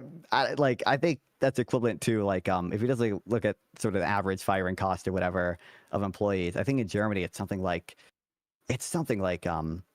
30 months of it's 30 months of pay to fire a worker in Germany. In the US, I think it's like 7 Don't months. you think this causes companies to be very strict and careful with their hiring decisions? Yes, that's bad. That's bad for both innovation and probably for many workers as well. I mean, just like obviously, like the intuition behind it, like you would not. I'm stealing it from Brian Kaplan, who's a libertarian economist. Okay, so nice libertarian meme we're getting here, right? Like if I said like you have to, marry anyone you go on a date with, yeah, you're probably going to be much more selective with who you go on a date with, and you're going to stay with them for longer because you're like legally married to them. But that's not good. You want to be able to explore multiple people, right? You want to be able Right, but to if you switch jobs explore easily. it You want to and be you able fire to. them within 2 months, you're not giving them that much money, right? You're not. This is a year's hasn't even happened yet. Versus like, hey, this guy's been on my team for 10 years. He's been a loyal employee. Yeah, but and like I you fire him just out of nowhere like you just because I said, don't know, he got dementia and fucking punched the coffee machine. Then it's like, okay, but you've been loyal and we're going to reward you for your loyalty. I don't think that's that crazy to give him 150 days paid leave after 10 years of service. well, I think in comparison, I don't know. It strikes me as crazy the amount to which that they are entitled to, especially when that's again for someone who is dismissed for like fair business reasons, and that's again. Employers can't even choose who they fire. They have to rank employees by age, years of service, family maintenance obligations, degrees of disabilities, and then they have to prioritize dismissing the ones with the weakest like claim to the job. Disabled employees can only be dismissed with the approval of a specific integration office. Workers who are caregivers for other people cannot be dismissed at all for up to 2 years after they tell their bosses that cannot be dismissed for up to 2 years after they tell their bosses they fulfill that role. So like, I don't know, a lot of that stuff strikes me as like well beyond the like we're just like kind of being nice here and giving workers. It's super worker protectionist. I agree. What do you think the minimum vacation days I think should it's be? the minimum like mandated. Yeah. I'm not certain. I'm not certain that matters that much, honestly. I'm just curious. It's not like a bigger factor. I know what it is, and I was happy with it there, but I just want to know what you think. I'm not. I don't know. I'm not sure I see the case for it, honestly. Just because I think like probably. So employers have an incentive to. Employers care about the total cost of hiring an employee, right? They don't really care whether or not they're giving benefits to people in health insurance or in wages or in they care about company vacation car or days whatever. because that's expected value you're not getting because those people are not going to be at work those days. Yeah, so that's a cost to the employer, right? And I think the employer has an incentive to hire workers for as little as possible, and that includes essentially meeting the workers' preferences for how much they value vacation days versus how much they value health insurance or regular wages or whatever other company perks. So I don't know. I'm honestly not sure like vacation days is particularly important. I think employers probably have a big enough incentive to give their employees vacation days if they would rather have vacation days than higher wages. Well, why don't they do that here then? I mean, there are a decent number of companies that do so, but I think probably there are a decent number of people who their revealed preference is essentially to prefer taking higher wages and other benefits as compared to more vacation days. I think if you just look at the number of hours people spend in leisure generally, that is higher in America. I'm not certain if you look at because they're not mandated. Because people can't afford to go on vacation as much, and they take the higher wages so they can keep surviving. No, I'm they're saying like, I'd rather have the higher wage, but it's not like they're giving up vacation days for the higher wages. It's because the government doesn't say you have to give a certain amount, and a lot of companies just say, fuck you, you get the bare minimum. Or if they're a tech company, they say unlimited, which really just means not that much, because we are allowed to say no to you at any time.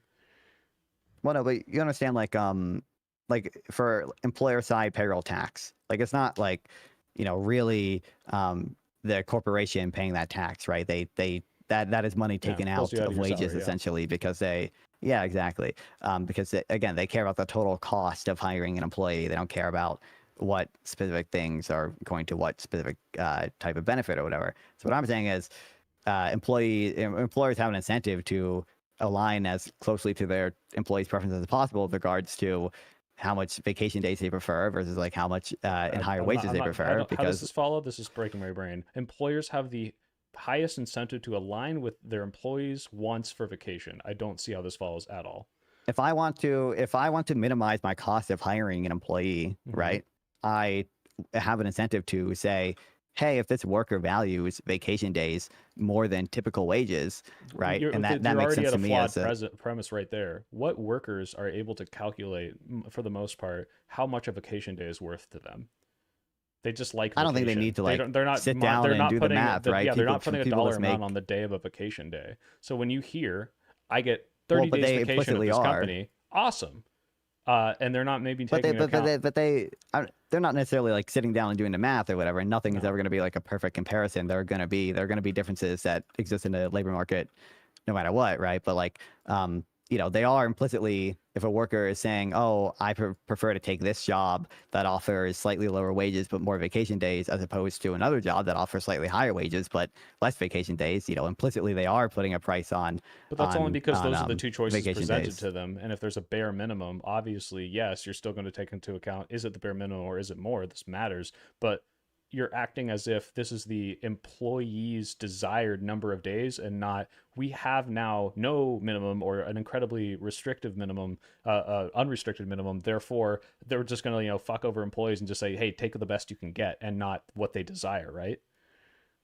Sure. Well, obviously, every employee is not going to get literally their ideal amount of vacation days, right?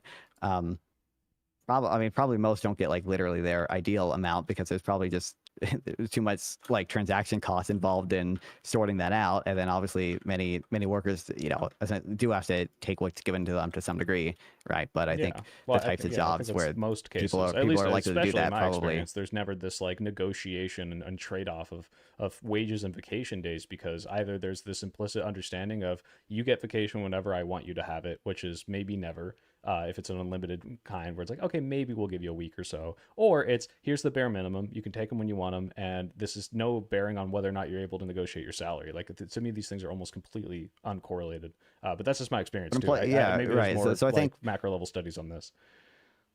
Well, I think individual workers are probably, for the most part, you're right, like not literally negotiating with employers for their exact amount of vacation days, or like for much at all in at least the lower end type of jobs or whatever. But they do have some amount of choice in the labor market, and employers will compete on the best deal that they could offer to employees.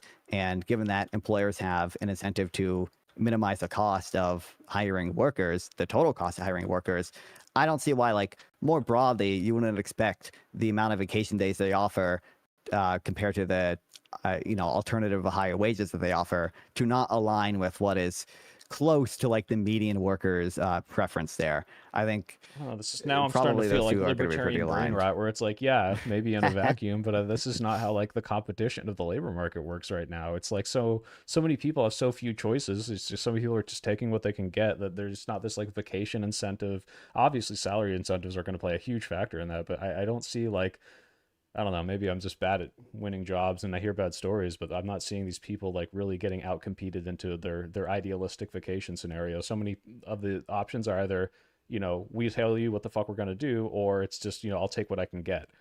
So this idea of like idealism seems to conflict with the restriction of choice. the fact that companies have like a decent amount of differing. I mean, it's obviously fast food jobs are not going to compete heavily on this, right? And it's not going to apply to the same extent. But like, you know, a decent number of jobs at the mid to higher end like have fairly differing options in how many vacation days you get and how high your wages are. I think that is all evidence of them competing on, you know, the benefits they give employees.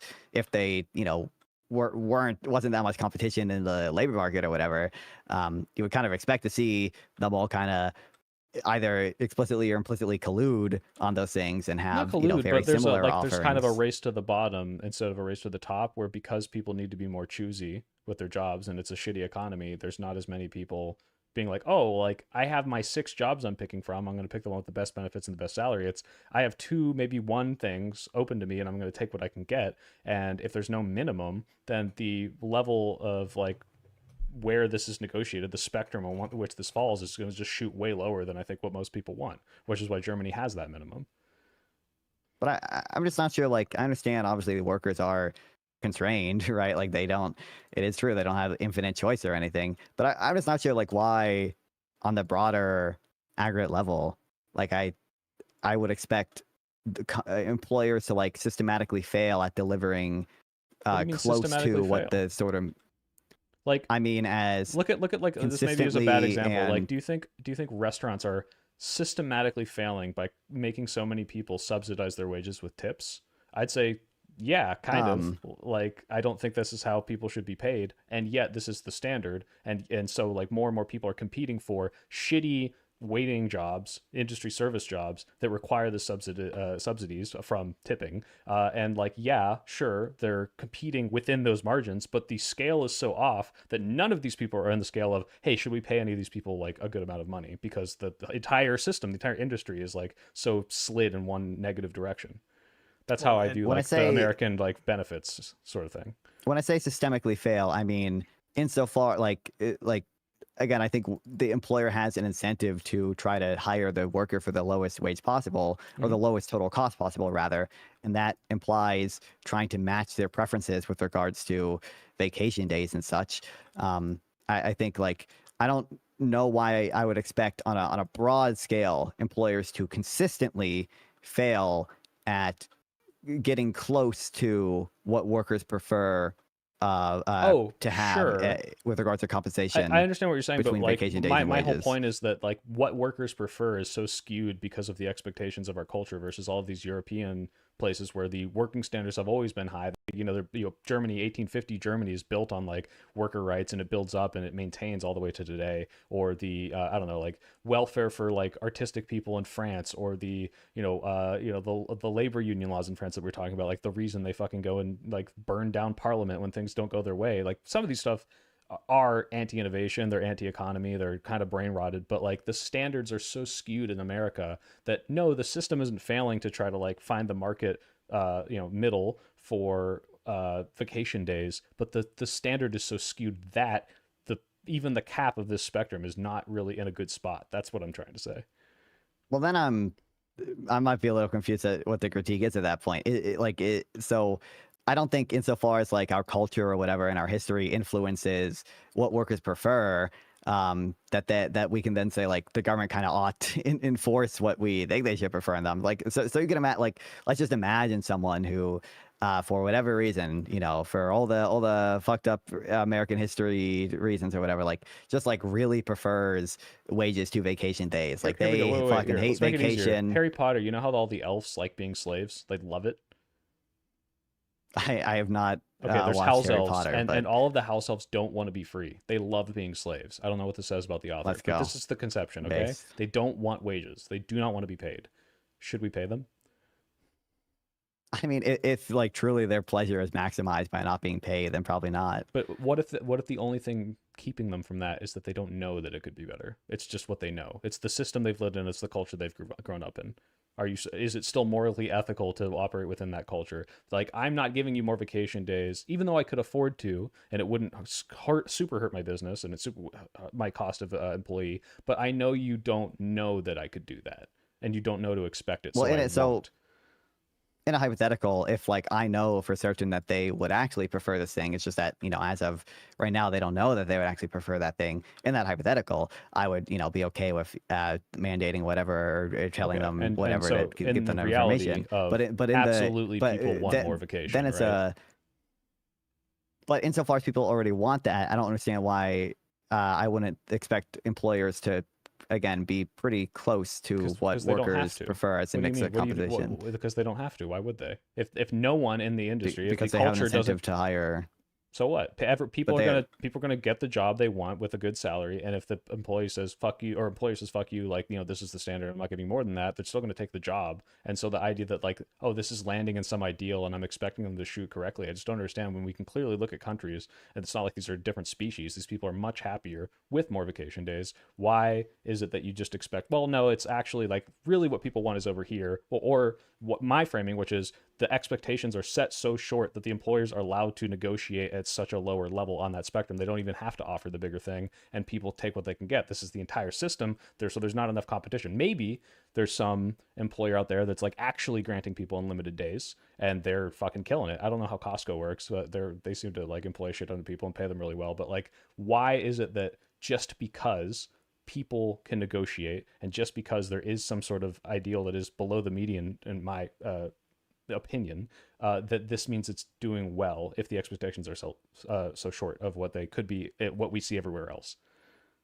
Okay, so I think because the incentives in line in such a way that the optimal strategy is likely to be sort of matching what employers or employees want with regards to the mix of compensation between wages and non-wage benefits, I would expect the dominant strategy, what actually dominates, to be pretty close to matching employees where they're at with that, right? So why would you expect this? I'm not sure I follow. Because under a market system, right, where profit is what matters, and employers care about the total cost of hiring an employee, probably on average, the companies that do the best at approximating what their workers prefer with regards to vacation days versus wages and such they're going to be the companies that succeed because they're able to hire more workers, they're able to do more things. This is good enough. This is like my primary contention with you that we ever have. It's just like this like idealistic economic brain. If there was no minimum wage,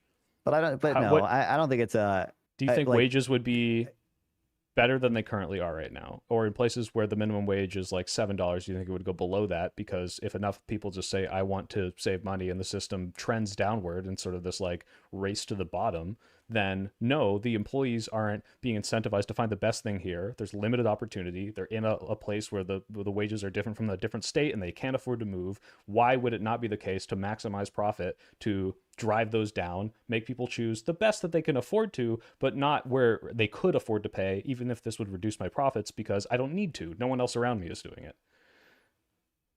I might have lost track. I was a little verbose, but I'm saying, like, let's say there's no minimum wage. There's no minimum wage, okay? Mm-hmm. We get rid of it. And then somewhere where it's $7, now a bunch of like the companies there are like, well, hold on, there's no law mandating that I have at least the minimum here. So I'm going to start, like exploring below that. And so everyone starts doing this because it's more profitable. This is what the market incentivizes these companies to do. It's like, hey, like if I don't have but that would require, that probably requires some type of explicit or implicit collusion. Collusion. Why? Because everyone's incentivized to save the money, right? So why wouldn't they all start doing it? But but if they act collectively, that's true. But if they're acting as individuals, which is more likely to be the case generally, then on an individual level, they have an incentive to hire the worker for still as low as possible, but more than what the other firms are, because they would rather, if they are truly competing for laborers, they would rather have that worker and pay them closer to what they're worth, closer to their margin of productivity. Competition and perfect choice between all these people, right? No, if you had the immediate ability to teleport anywhere, you're talking about this DoorDash example, right? Like yeah, if you can switch between that doesn't require perfect competition. That requires some amount of competition, but it does not at all require perfect competition for firms to still have to compete for laborers. But the idea that the laborers will definitely go where they're paid the most, right? Well, what if the incentive of the profit motive, where it's like, hey, I'm going to save money and be able to outcompete you. I have enough people that will come work for me that by saving all this money, by lowering the wages, I'm going to drive you out of business. And so you now have to compete with me, not on trying to acquire the employees, but trying to be more profitable than me. And I'm going to drive my wages down. And we're going to have a race to some like weird middle that's like $4 below minimum wage. Like, why is that so unbelievable?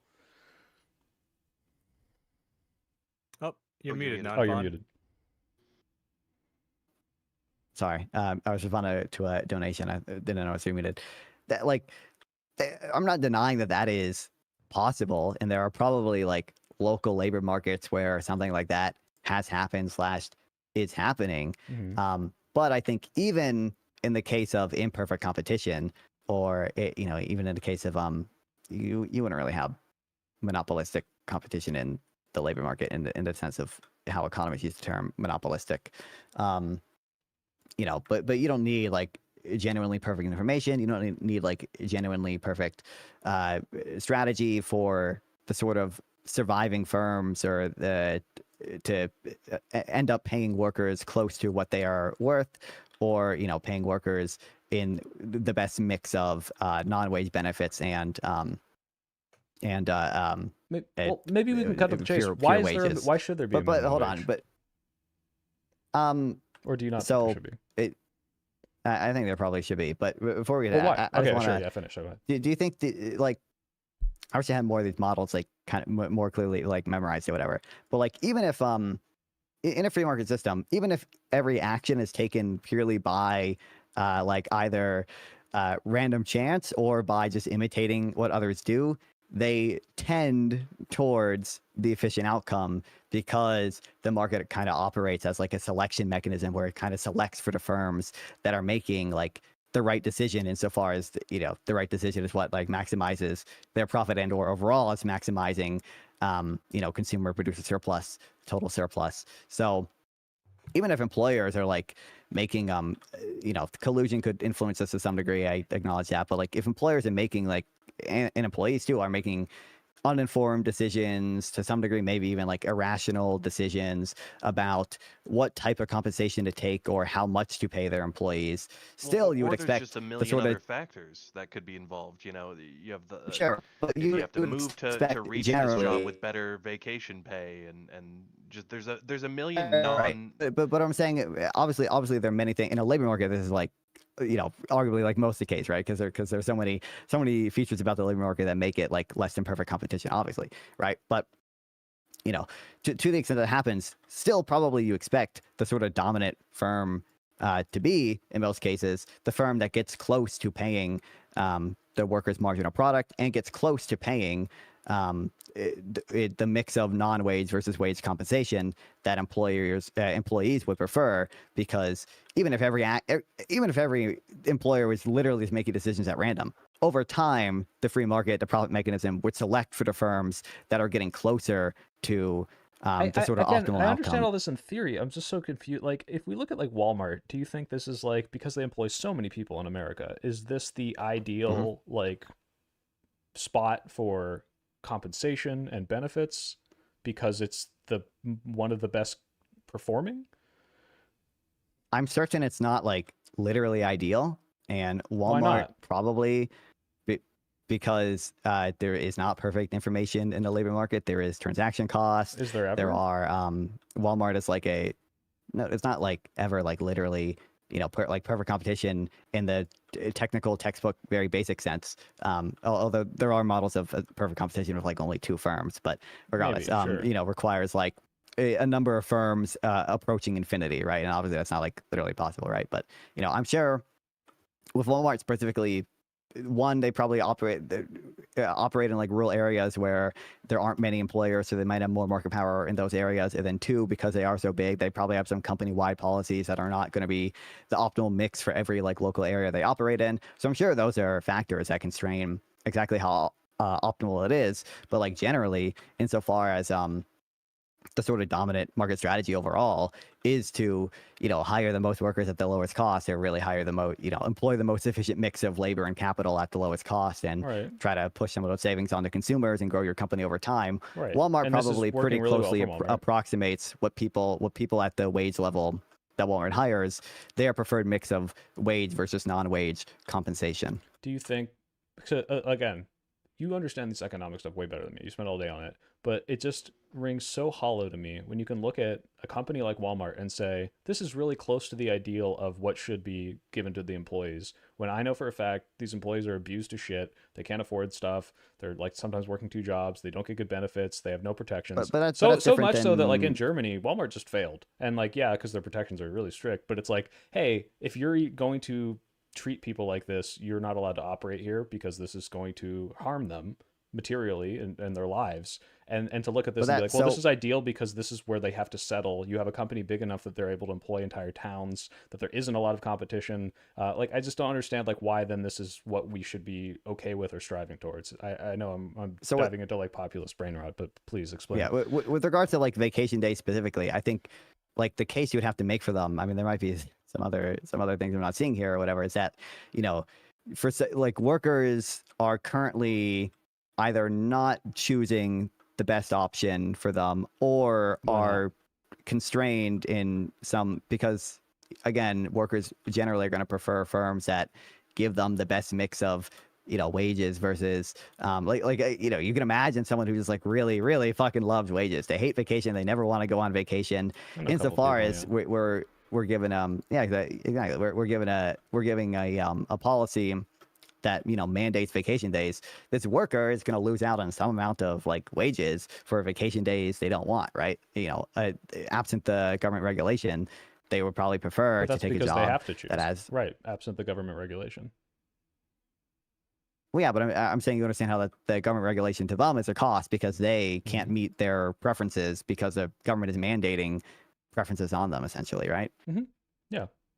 So I think the case you would have to make for vacation days is that there's more people who, for some reason, are either taking jobs that don't meet their preferences or are like making a decision that actually is not rational. They actually, you know, if they had the information or whatever, would prefer more vacation days as compared to more wages. Yeah. You have to make the case that the amount of welfare gains to those people would outweigh the welfare losses to people who would be losing out because of the out of vacation days to potentially the people who probably the vacation days mandate would not affect like hiring that much, but let's to just some say degree the like people the who idea that like well, if we add gonna too be many unemployed because vacation of it. days, we might hurt the people who want to work more and get higher wages. Like this rings so hollow to me. Like it's like, okay, obviously more people would be happier with time off from work. This is just intuitive, and maybe I'm stupid for saying it. Maybe there's a study that shows I'm wrong, but like I think that like that can be a real gain, obviously. But I think that fits into, again, the kind of more specific claim that I think you probably have to make is that the welfare gain to people who are for some reason making the wrong decision or making an irrational decision is greater for some reason than the or welfare loss irrational. to Like people. we both acknowledge they are constrained. People don't have perfect information, and sometimes like they can't choose something better. And the idea that like, well, all of these people have this perfect amount of information and are choosing the best paying. And No, the but I've never, but like I've just like never claimed that. I well, think, like, exactly. generally But I'm the saying that dominant just never strategy is gonna happens. So it's like it's not like, oh, for some reason it's irrational. It's like, but oh, you don't this is need, just you how know, again, you barely even need like rational actors. You don't need perfect information or whatever. There are mechanisms by which the free market generally selects for essentially every, you know, factor getting the sort of appropriate payment, well, appropriate by, you know, capitalist metrics of appropriate, the appropriate payment to it, just because like there's selection mechanisms. So even if actions are taken at random, you can still expect good outcomes over the long run, right? Or, you know, even if they're taken by just I feel like we could have a whole. I see a hand up. We could have hours of this. And just so you know, chat, Nonfon's Yeah, not a he wants libertarian. to- Just so you know, he's a liberal. He's a neolib. Okay, so This True. has been an interesting conversation. I didn't want to interrupt it, but we do have other segments, and it would be nice to tie a bow on this. So if either of you have any final thoughts on labor protections, and by the way, I'll just say we've got Magnus, an actual German in our community. Oh He's been mein listening to Gott. this show, and so I can imagine he's overjoyed to hear all of this discussion about his home country. Here's homeland spoken of so fondly. He might even call into the show. I see him in the waiting room. We'll have to hopefully talk to him later. But We'll decide if he can be good. well, we'll see. We'll see. He can be. He can say some things for sure. Final You know, thoughts on there labor was protection. this there was this German girl that I used to exchange news with a bit, and she found out my takes on German labor laws, and she said, "I don't know if I can morally justify sending nudes the to end of someone it. who doesn't support the workers." So That's a shame. you know, Based. You'll- Silver, you'll- Is Silver. she single? You'll have Probably, I believe so. gonna Hope try so. and move in on that soy pill. No. Meanwhile, Nonfon, hopefully you can find somebody who is lascivious enough to trade nudes, who is just as passionate about moderate Keeping the economics working as man you are. down. Indeed. One day. Yes, exactly. One day. Final thoughts on labor My protection final before thoughts are: in the past, I tried to get non-fond laid, and now I think the market will evaluate that he will Let's find go. the ideal woman, that she will be driven to him through all of the choices presented and have perfect information. Through So the I don't market need to help. forces. The free market Beautiful. will You know, push it to happen. I'm playing Minecraft in the background because I ADHD brain and such. I was Yeah. playing there was a girl in this world when I started. Okay. Is So she that's hot? because it's late by now. I think so, fairly, yeah. Regardless. Yeah, she's got all the right cubes in all Anyways, the right okay. places. You know. Exactly. Let's go. Final. This is a little bit of middle ground. Okay, there is probably the world equilibrium that maximizes total welfare is having some mix of like cutthroat capitalist countries that are like America and do all the epic innovation and fire all the workers all the time, do all the layoffs, right? Do all that type of stuff. And countries like Germany, which have all these stupid protections, all right, and just free ride off our innovation. Okay, so probably here's the non-fond concession. Probably global welfare is maximized by at least some countries not doing what I want and instead free riding off of the innovation of countries that do that's competition. do what I want. If you don't like America, you can move to Germany and get your 15 go. weeks of paid vacation every year. Glorious. Yeah. Well, perhaps that's the messaging that the Democrats should Oh, be hello, running food on shops, in 2020. Move to Germany. Raiders. I Indeed. didn't know people would raid me like excellent. Well, that was a spirited conversation. I don't know that we solved the issue of how we move forward on the left as far as pulling in people towards the right or from the left, but it seems like we found an important distinction between the two philosophies that hopefully we can reconcile as we move closer towards these elections. With that said, we've got a few more segments that we were planning, but I don't want to take it for granted that we've got either of you for the entire night. Do either of you have a hard out that we need to be aware of? I don't have a hard out, but I my don't. camera might overheat, and I also have some stuff to do at some point tonight. So I don't know. I can go another half an hour, 35 minutes. Okay. Beautiful.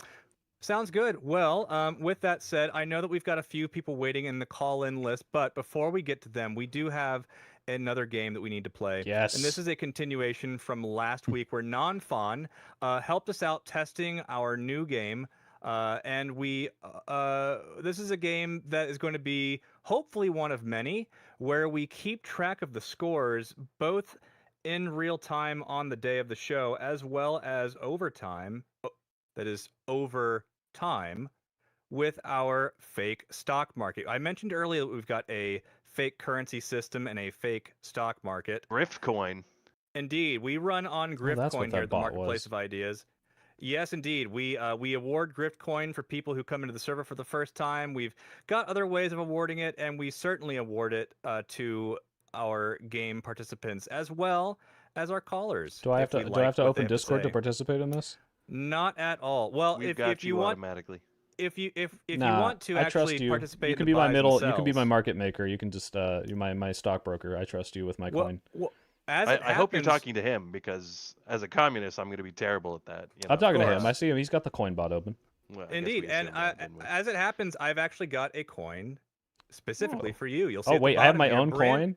That's Brand right. new to the Marketplace of Ideas. The Sell it! Soy Pill Soy Coin is on the market, and you can spend your Grift Coin to invest in it. To be clear, you're not actually investing anything. It's all fake. Don't. No, it's not don't- fake. you're not Soy getting- coin is very valuable. It's as valuable as Bitcoin if we all make it. It could be We just very believe. sentimentally value, indeed. All right. Just Well, believe. I don't know how much Grift coin I Open can. Can your you invest hearts. it all in soy? You can invest I as invested all much in of- non-fon. Absolutely. You can not. invest in- non-fon. We've also got Nonfon. Now, as you'll see, Soy Pill, Nonfon was on last week, and he actually won himself a boost to his stock putting him at Market second, manipulation. only to liberalism, and that's thanks to Lethal Lance, who I do want to acknowledge hanging out in the waiting room. Thanks for being patient with us, buddy. Our in-house liberal. Oh. Uh-oh.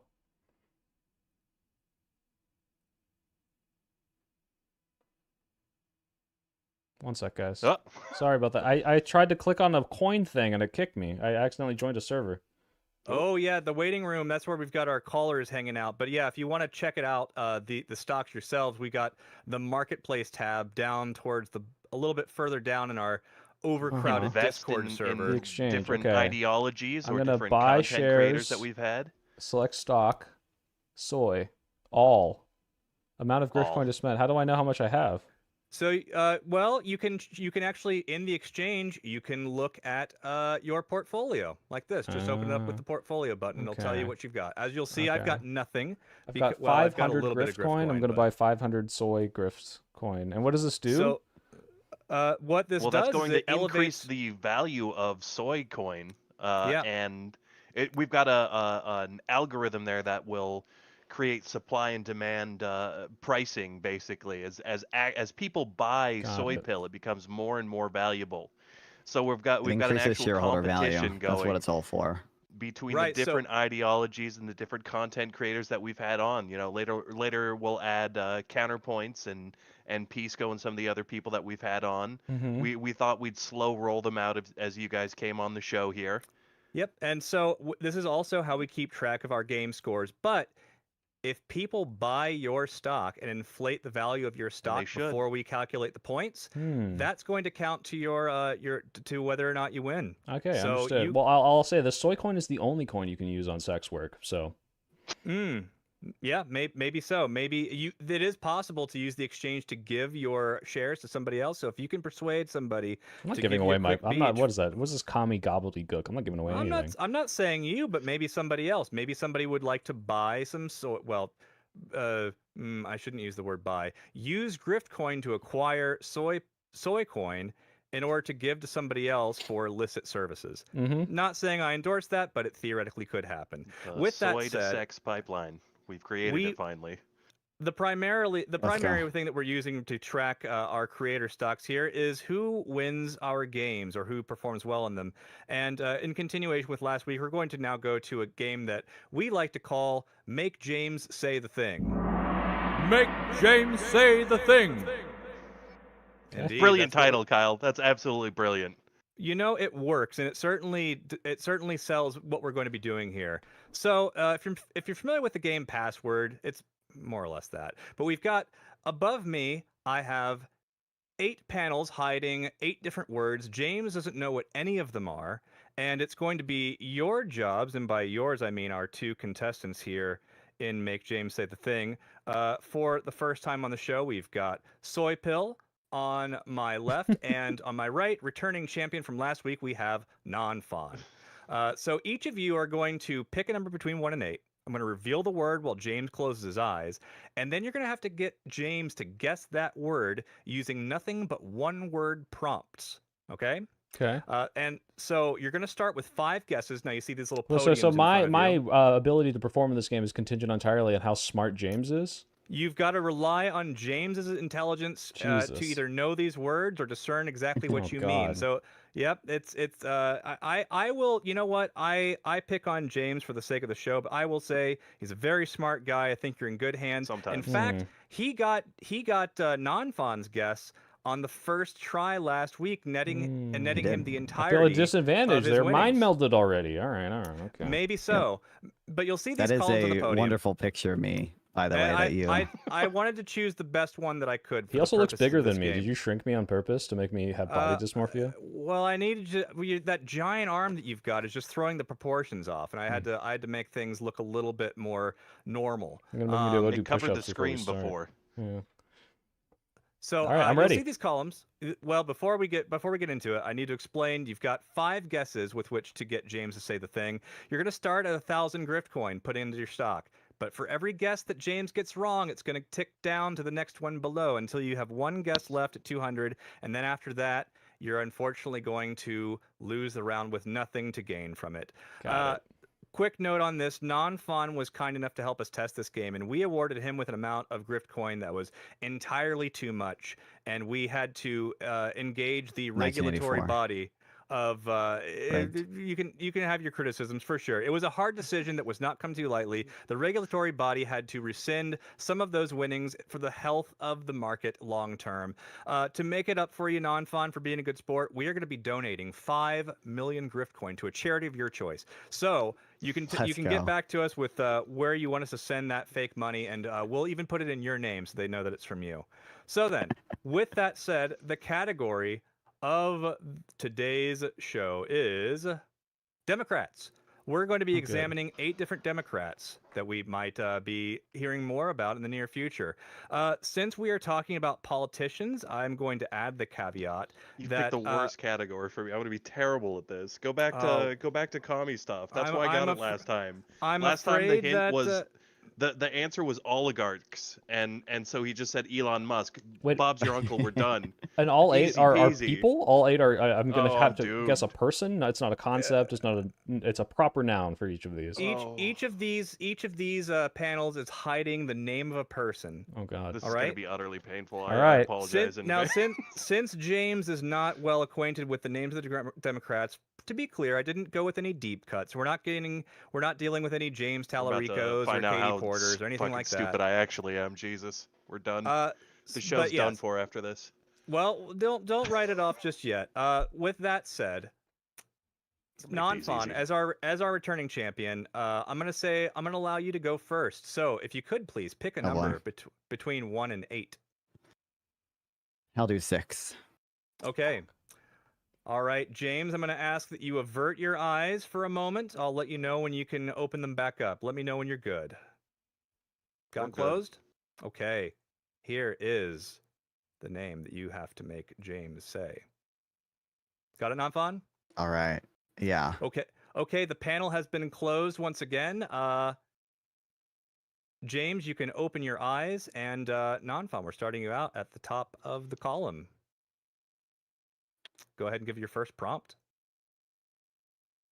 Oh boy. There's some things that if James knows, he could get this if I said some things, but I Only don't knew know, I what don't know what James he knew. knows. I Well, know, you I know that need he's a don't to. wanna know communist, what so if you James can knows. if you can attempt to appeal to that sensibility, you might have a leg up.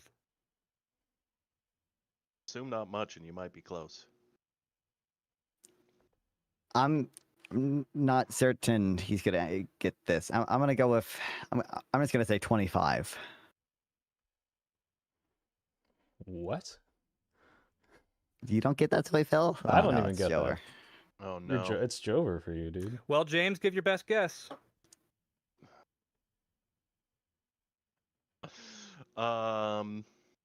Oh my God, 25. 25. What do we have 25 of for him? When did this person get elected when they were 25 or um Well, you can't answer the 25? questions. 25th president? Probably No not. Googling either. I can't Google up because I just don't want to be that embarrassed. But we haven't typed anything in yet. Oh God, you guys are getting no points today, gentlemen. 25. We'll just go no, because what do we do here?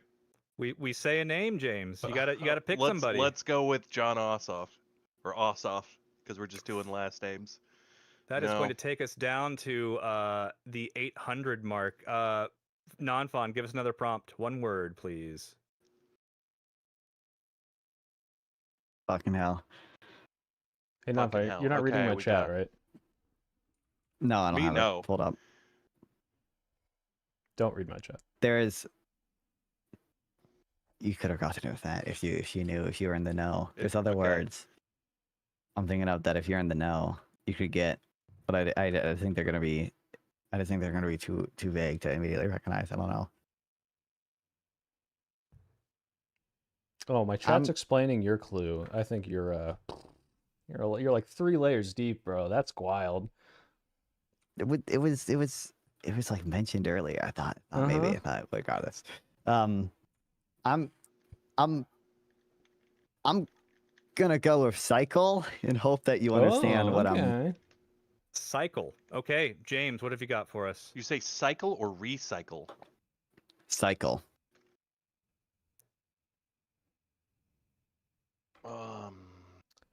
So the 25th is, I think Ro Khanna wanted to invoke the 25th Amendment to like impeach or remove Trump or whatever.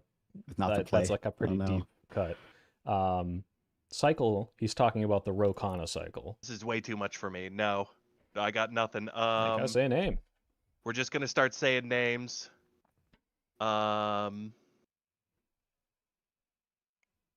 Thank you, Chapingro's Prince. right. We do need no, a timer. People to Judge is not the left. we do need a timer, yeah. We got to especially put the for me. pressure on. I'm just gonna start making TikTok noises in the background so that everybody gets stressed out. We'll just say Biden so that we can move to the next hint. That was a good guess. Joe Biden rode a bicycle once. In fact, he famously fell over. That's true. That's couple true. Couple times, but that is going to move you down to 600. Nonfon, do you have another prompt that you can get James to say the thing? Oh boy, I should probably stop risking it with the references you make. Yeah, don't go for it all at once. You got to try and get some points out of this. Don't go for the get the low hanging fruit. Just whatever, like, you know. What's the normie gonna know about this person?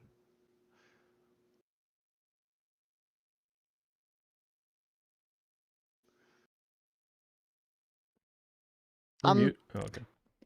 I'm gonna say this is just this is just what the normie would know, you know. I'm just gonna say Brown. Brown. Okay, that doesn't narrow it down much. Now James. You're too vague. He's too vague. You're bad at this. You're bad at racism. You're bad at references. With the three of them, bro. James, who do you think of when you think Brown? I'm trying to assume you don't mean skin color. Let's just assume you don't mean skin color. Now's not the time to be politically correct, James. What do you think of? Yeah, there's drift point on the line, James. Come on. Yeah, about to say you can't depride this man of his fake money just because we're you going want to be with Obama. Correct. Is it Obama? We're just gonna go real low. How could you even miss Obama. that, Nonfon? You give him the Brown. Jesus, well, come on, Nonfon. For 400. I'm sorry, he's your returning champion. Look at this casual racism over here. When he's like, he's against a competitive racist who would absolutely kill you right now. Can I steal? Can I come and steal? This is painful. You know what? We might have to institute a stealing rule at a different time. We don't have it in place yet, so I would feel bad about. Once he gets to 0, we'll give him a shot. All right. Can I propose? Look, I want to be able to do Collins, and we're not going to get through all 8 of these if Nonfon does half of them. Well, we're not. We're doing one each. We're doing one each. Okay. Tonight until we institute a timer and a stealing mechanism. All right. For sure. But we are of course still in the. We're still kind of trying this one out. With all the new production and glitz, you might think that this is a game that's very well developed. In fact, this is only our second time doing it on the show. So we appreciate your patience as we wait for Nonfon to think of a prompt that James can understand. I believe in you, Nonfon. I just don't believe in another me. one that's gonna be too vague. I'm trying to think of something else. All right, chat. When he's done, what number do I pick? Anything but 6. I have like 2 that are also gonna be too vague. I feel like you should. I feel like they're kind of vague, but I think you should be able to piece it together. I have faith in you, James. Maybe Epstein. James. Epstein. Cycle. He's gonna say Brown. Clinton. He's gonna say Clinton. 25. Epstein, Cycle, Brown, 25. Now I need a corkboard to tie these things together. Epstein, Brown. I didn't get enough sleep from my brain to put these clues together. Oh, it's getting. I'm sure it's Bless getting you, chat, for embarrassingly coalescing easy around if you 7. know the answer. This is why commies have no power. They don't know anything about politics. Could be true. Really? Have we considered the possibility that James just does not know who this is? We have not. Maybe we have. I think that James might know who this is. Okay. James, who can you think of on the Democratic Party who might be brown and is at the very least associated with Epstein in some way. Might not be in the files. He might just be associated with him tertiarily in some manner. Oh, this is painful for me. I got nothing. I just did not get enough sleep to be good at this game right now. What do we got?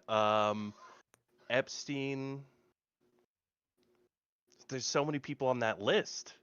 It's easy to think about that, who it might be if you've got the answer. Is it the list? Is it the list itself, or is it just a politician who maybe talks about Epstein? Oh man, or... I better get this much fucking help. Oh god. Oh god. Who talks about Epstein a lot? I don't know. Give us a name, James. Name a Raskin. Democrat. Sir, for $1, name a Democrat. Raskin. Jamie Raskin. Jamie Raskin. It's not Jamie Raskin. to That's the going to take us down to the last final one. round. And I'm gonna. I know it's at the risk of some fake money, but I'm gonna ask you to keep it quick, because I don't want to keep Soy Pill long enough so This that is he doesn't get agony to do for the other me. things he wants to do. And we've got callers, and I guess I trailed off there. But yes, Nonfon. One last prompt from you. I don't, bro. If you're in the know, you can get it off of this, but you might not be. You might not be a knower. But if you know I'm who gonna say Jamie Soy Pill. Raskin is, come on. Well, what was that prompt, Nonfon? My prompt is soy pill. That's not a terrible prompt. Soy Pill talk to Rokana? Oh! I should have fucking done that from the start. Apparently, He got it. He got it. Okay, Oh my God. Nonfon. Oh my god. Indian? Hello? You did brown before Indian? I honestly did not know We which could've been more variation specific. he was off the top of my head for California, certain. So representative. But even if I mean, even if he was like Pakistani or like anything else in that area, if you say Indian, he'll know. Explain cycle and 25 to me. the 25 with the $25 an hour minimum wage. That Oh, went at least. okay. I thought you were talking about him at least on invoking the my, 25th Amendment. No, Mm. that was mentioned Yeah. earlier in the stream. I don't know if we mentioned There- Rokana when we talked there- about that, but we talked about that a little. There was an allusion to $25. Yeah, I didn't put that together myself. I would have gone with Epstein right away, and then. But you moved ran to- into the list problem because he's not on the list. I would have guessed Right, Clinton right. if you told me He's- Epstein. Possibly. Yeah, that's an understandable bit of confusion there. But But Clinton- All right, let me knock it out of the park. My Clinton's chat not wants brown. 7. Yeah, My easy chat peasy. wants Here we 7. go. Okay, James, if you could please close your eyes once more as we reveal number 7. Let me know when you're closed. We're ready. Okay. All right, Soy Pill, you got that? Memorized? Yeah. Okay. Closing the panel once again. James, open your eyes, and Soy Pill, give us your first prompt. Okay. Gruesome. Newsom. Get fucking Damn. wrecked. Just use Champion Damn. my Damn. ass. Rigged. Use Wow. my caveman brain, okay? It's easy. Easiest game of my fucking life. Let's call in. God damn. Wow, this has been Oh. an exciting game of Make James Say the Thing. We've learned a lot, especially about how the game should be run a little more efficiently, and we're going to take that back to the workshop. But thank you so much for playing, both of you, Nonfon and Soy Pill. Soy Pill, I suppose this makes you the reigning champion currently, having taken the first guess to Horrible. Nonfon's final. As You know what? unfortunate, Nonfon was but- at a disadvantage is because there's no Trump nickname for Rokana. I pitched Yeah. Rogue-Hearted, Yeah. but he's not on the Well- main stage yet, well- so it's not happened. Part of this is, It's a a simple little bit of rhyme. luck of the draw. If you're picking the wrong number, you get the wrong name, and it just so happens that James isn't as familiar with that person as he is the perceived Democratic Rhymes. frontrunner. I'm Indeed it good at does. rhymes. All right. Well, at the end of the show, we'll be putting a 200 grift coin buy on Nonfon and a 1,000 grift coin buy on Soy Mm. Pill. So Wait, if guys, you want, market manipulation. You know they're about to buy it, so go long on it, okay? I mean, you Buy it now, yeah, you can cash out later. Mhm. that's true. It's brilliant. What a great... we should have said that. Well, we will next time. Thank you so much for playing. and if you are watching, you are watching the marketplace of ideas. If you like what you've seen so far, please consider checking out our YouTube channel, giving us a like and a subscribe if you're feeling generous. We've also got a Discord server where we're now going to be taking some call-ins. We've got a couple of people waiting in the waiting room right now, and Lethal Lance has been waiting the longest. Has anybody paid champion. Griftcoin to get into the line a little bit quicker? No, it doesn't seem so. So we're gonna go with the person who's been here the longest, Lethal Lance. Lethal Lance, our local liberalism whale. How are you doing, sir? Big fan of liberalism. Hello. Yes, could you please give me hello? Hello there. We can What's hear up? you. Okay, there we go. Got it. Okay, so in the spirit of James and asking slightly inappropriate questions, Nonfon, are you autistic? It would not be like especially surprising to me if I was, but I don't think so. I've not been diagnosed, and I got like diagnosed with like an ADHD when I was like 6 years old or something. I think they probably would have tried to test for autism back then as well. So I don't think so, but you know, maybe if I was, it wouldn't surprise me a ton. Okay, getting that one out of the way. I do have actually some questions because it seems like you're really big on productivity. It's almost like you kind of worship that metric, and because it seems like you assume, because historically increased productivity means increased standard of living, and it seems like you just assume that's going to continue, right? I mean that like is one of the primary mechanisms by which the standard of living increases, right? Like I think there isn't good reason to believe that it's not going to continue, and historical evidence that it is associated with like increase in living standards is, you know, evidence for it being, you know, good and important. And just like mechanistically, you know, more output, less input, it is very easy to see how that could lead to, you know, more real resources per person. I mean, definitionally, it does lead to more real resources per person. It's just that, you know, maybe it's also unequally distributed, right? But it's very clear to see how So I think just it's all about overall be very distribution. good. But yeah, Well, I mean, it can't be like I think it's I don't even know what you mean by it's all about distribution, right? Because like probably you would prefer a world in which like, you know, let's say the top 10% of people get like, you know, they experience like 300% growth in real resources, but the bottom 20% of people, they only experience a 10% growth in real resources. Probably still that world is preferable to a world where the bottom 20% get 0% growth in real resources and the top 10% only get 10% growth in real resources, right? Like probably the absolute standard of living there matters as well, right? Yeah, but I think we should also optimize for distribution when it seems you mainly are concerned with optimizing for just pure productivity growth.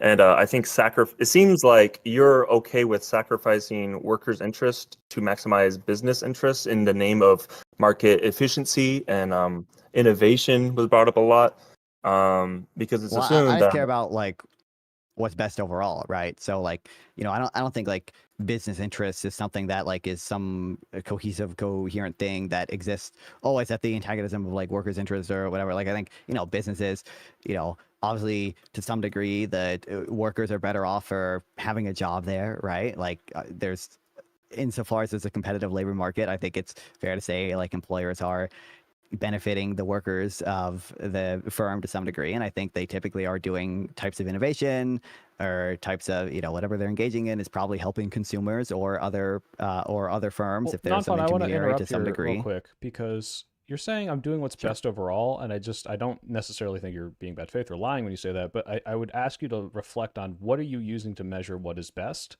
and whether or not that's skewed by reading econ for 20 hours a day, and then look at other metrics as well.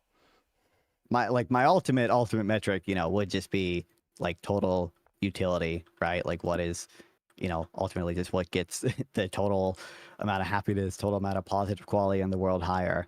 And I think that is like generally going to essentially proxy with things like long run productivity growth, with things like I think labor mobility and such are like instrumentally useful for that stuff. And I'm not sure, you know, reading econ for 20 hours a day, I think like gives me a framework for thinking about some of these things that might be different than some other people, but I think it gives you, a better framework. I think it's better to try to analyze things with, with as much statistics as you can use, with as much like rigorous causal inference as you can use. I think probably that's, the better way to try to analyze these types of things that do involve genuine trade-offs. But you can conceive of a world where increased productivity doesn't necessarily increase standard of living. Is that like conceivable?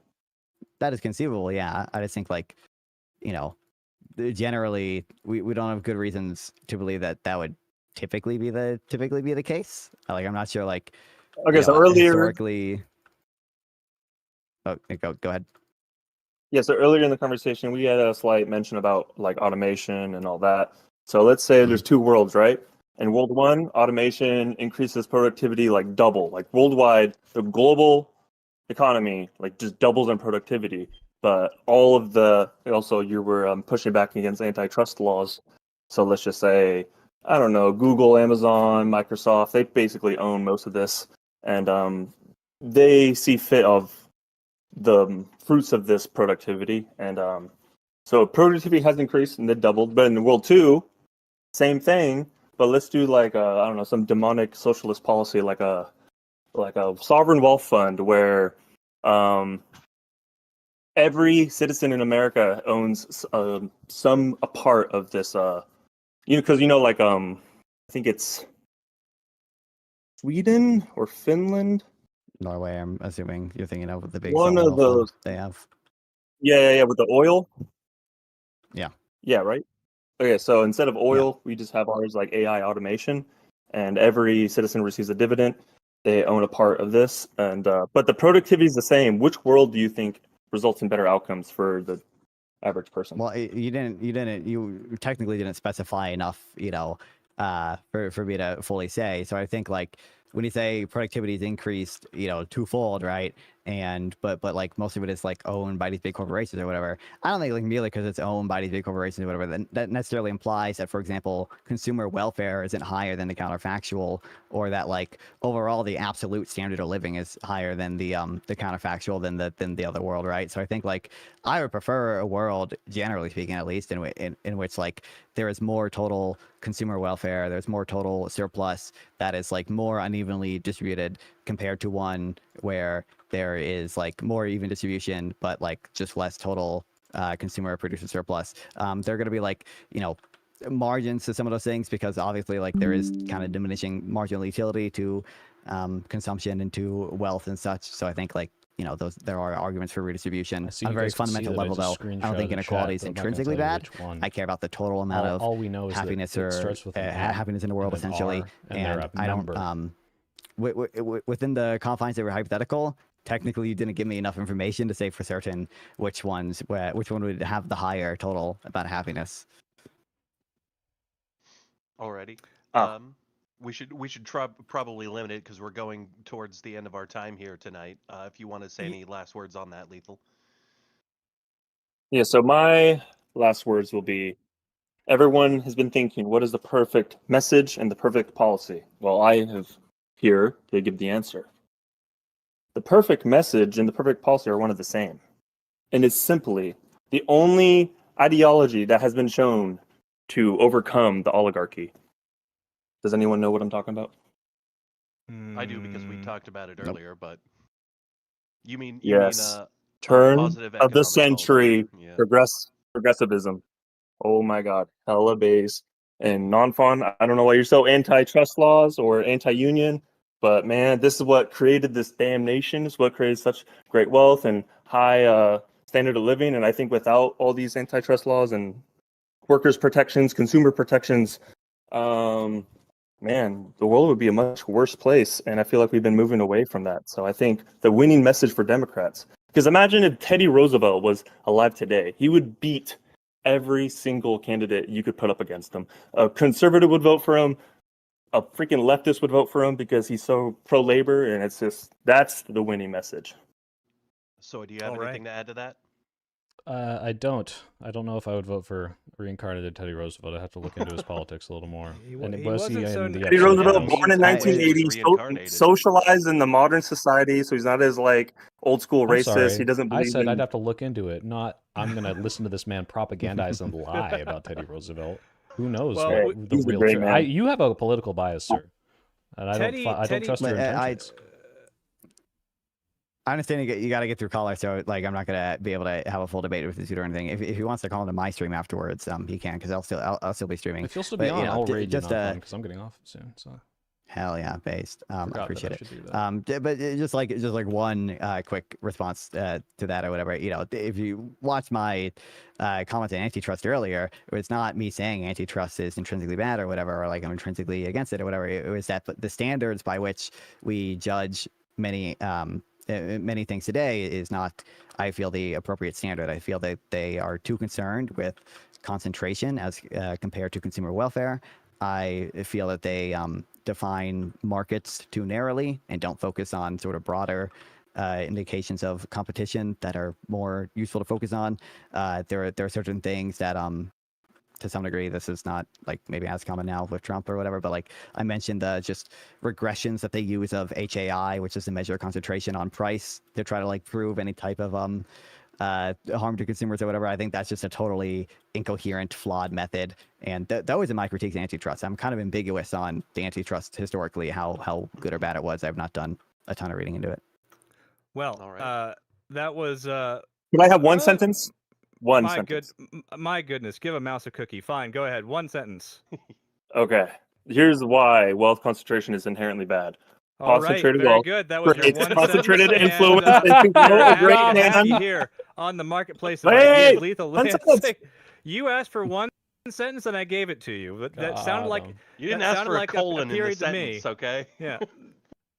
You can't give me a run on if we're giving you one sentence. But Lathel, we appreciate you calling in every time. We hope to explore this on a day where we hope we have a little more time. Gentlemen, when we have callers here in the marketplace of ideas, we like to award them with a certain amount of grift coin, somewhere in the 0 to 1,000, depending on how well you think you did. Nonfon and Soy Pill, between 0 and 1,000, how much grift coin should we give to Lethal for calling in today? Well, he's against Nonfon's ideology. I think you should have 1,000. Okay, that's one vote for 1,000. Nonfon? Okay, damn, I'm giving him 0 then. Okay, that's how we're playing this, I guess. We're gonna split the Wait, difference. unless he agrees to buy Nonfon coin. If he agrees to buy Nonfon coin, spend all of his I will money on buy. Nonfon I will sell all my liberalism stock and buy all Nonfon. If I could say one sentence. Okay, 0 then. All right, very well. Well, all right. No. Looks like we've awarded you no 0. Well, I'll tell you what. You're not getting the sentence, so we'll give you 5. We'll split the difference and give you 500. All right. Very good. Well, Concentrated Lethal- wealth creates concentrated influence, here. and to Get him quote outta a here. great man. Get him out of here. Okay, Get that guy out of no here. grip coin. No, All that's Don't it. give him any That's more it. coin. Sorry, Lethal. We had to cut you off at some point. We are fast approaching 8:30. Soy Pill, do you want to stick around for one more caller? Yeah, give me one or shall you two. be- I can stay for 1 or 2. All right, all right. Well, we appreciate it very much. And Magnus, our local German, has been waiting for almost as long as Lethal was, so I want to bring him in next. Oh. Magnus. Hallo, Grüß Gott, Servus. Thank you for calling into the Hi, Marketplace of Jude. Ideas. You call me Ayuda? How'd you know I was Jewish? Gude. Oh, Gute. Gute. Ah, okay, sorry. I just, we get this tingle, Sometimes we got to be careful. The German accent makes certain words hit a little bit different, Magnus. It's a fault of ours as Americans. But thank you so much for calling in. I hope you enjoyed all that talk of Germany earlier. What have you got for us? Oh god, that was awful. That was awful. Listen to that, bro. I was dying. Because I was so inaccurate, or because they were critical of No. your perfect system? No. Because of the other dude. Hell yeah. Oh no! Oh boy. no! Oh, well, the alliances have been declared. What have you got for Nonfon? I mean, I don't get non-fun here. Like, if like the 20 days minimum would be so bad, then why the hell is Amazon offering the people working here 28 paid vacation days, and not the bare minimum of 20? Well, because again, I think that's evidence of my point, which is that employers have an incentive to sort of meet employees where they're at with regards to what their preferences are for wage versus non-wage compensation. It's notable that they, are competing essentially on what benefits they can offer workers beyond what the minimum is required by the government. That's an indication of, labor markets having some competition, why have a minimum, right? And well, I don't necessarily think there should be a minimum for vacation days. Okay. I don't think there's like any. I don't think there's a big enough failing there for me to feel that's justified. Yeah, I would love to live in like the nightmare you call America. That's. I've worked. Wait, I mean, if you Nonfon, just have you look ever at, had a I job? mean, nothing feels greater to be screwed over. Like this freedom to enjoy to be screwed over. That's awesome. Have you ever worked a job, True, Nonfon, based. like a full time, or are you just Not a real one. No surprise. Okay. No questions, Your Honor. Why are these well, jobless? Why are these jobless having arguments about my body? It's my body, my choice, and I want True. vacation days. Damn it! This is my job. Excellent point. TTS in chat. Okay, drop some Prime subs. Let's get some YouTube. Let's get some more YouTube jewels in here. You know what YouTube jewels are? Soy Phil. Do you have Nonfon? Do you have ever been in Germany? Me either, really. Have you ever been to have Germany I- on fun? No, I've never been to Europe. I think, like, really need to disappoint you at this point. It not looks like the Fallout universe here. People are actually driving cars and Well, I don't think eating that's- and I don't think people enjoy that's the case life. or anything, but I think it does seem to be. Oh, thanks for the for the 67 jewels. dental Dylan stuff Thomas, is I included appreciate in it. our standard public Um, health care. Yeah, but have you considered you don't Sure. invent as But I much? think if you look at cancer survival rates in Germany, right? Like the readmission rates after strokes, those are lower in Germany as compared to the U.S., for example. I think there are benefits for We have people way living more in Germany. smokers. Probably the bottom 20% of people are better off in Germany than they are in America. I think that's probably true, and I think there are Do you certain think that things should we be should do in more America. of a metric for whether or not a society is good than if productivity is higher? How well the bottom 20% is doing? I wouldn't weight those I would say one of those against is each other. just Like, 100 I'm not jillion certain. times better than the other one. If we had zero productivity and we never ever changed or invented everything, but the 20% was doing 500 times better, unless you could show me that in the next generation this would if they were double or doing- triple this standard of living, I'd say fuck it, let's stagnate. I don't give a fuck.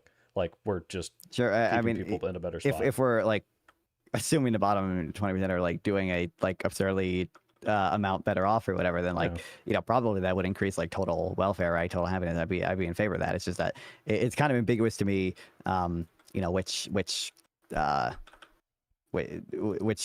necessarily is going to create more total net happiness there.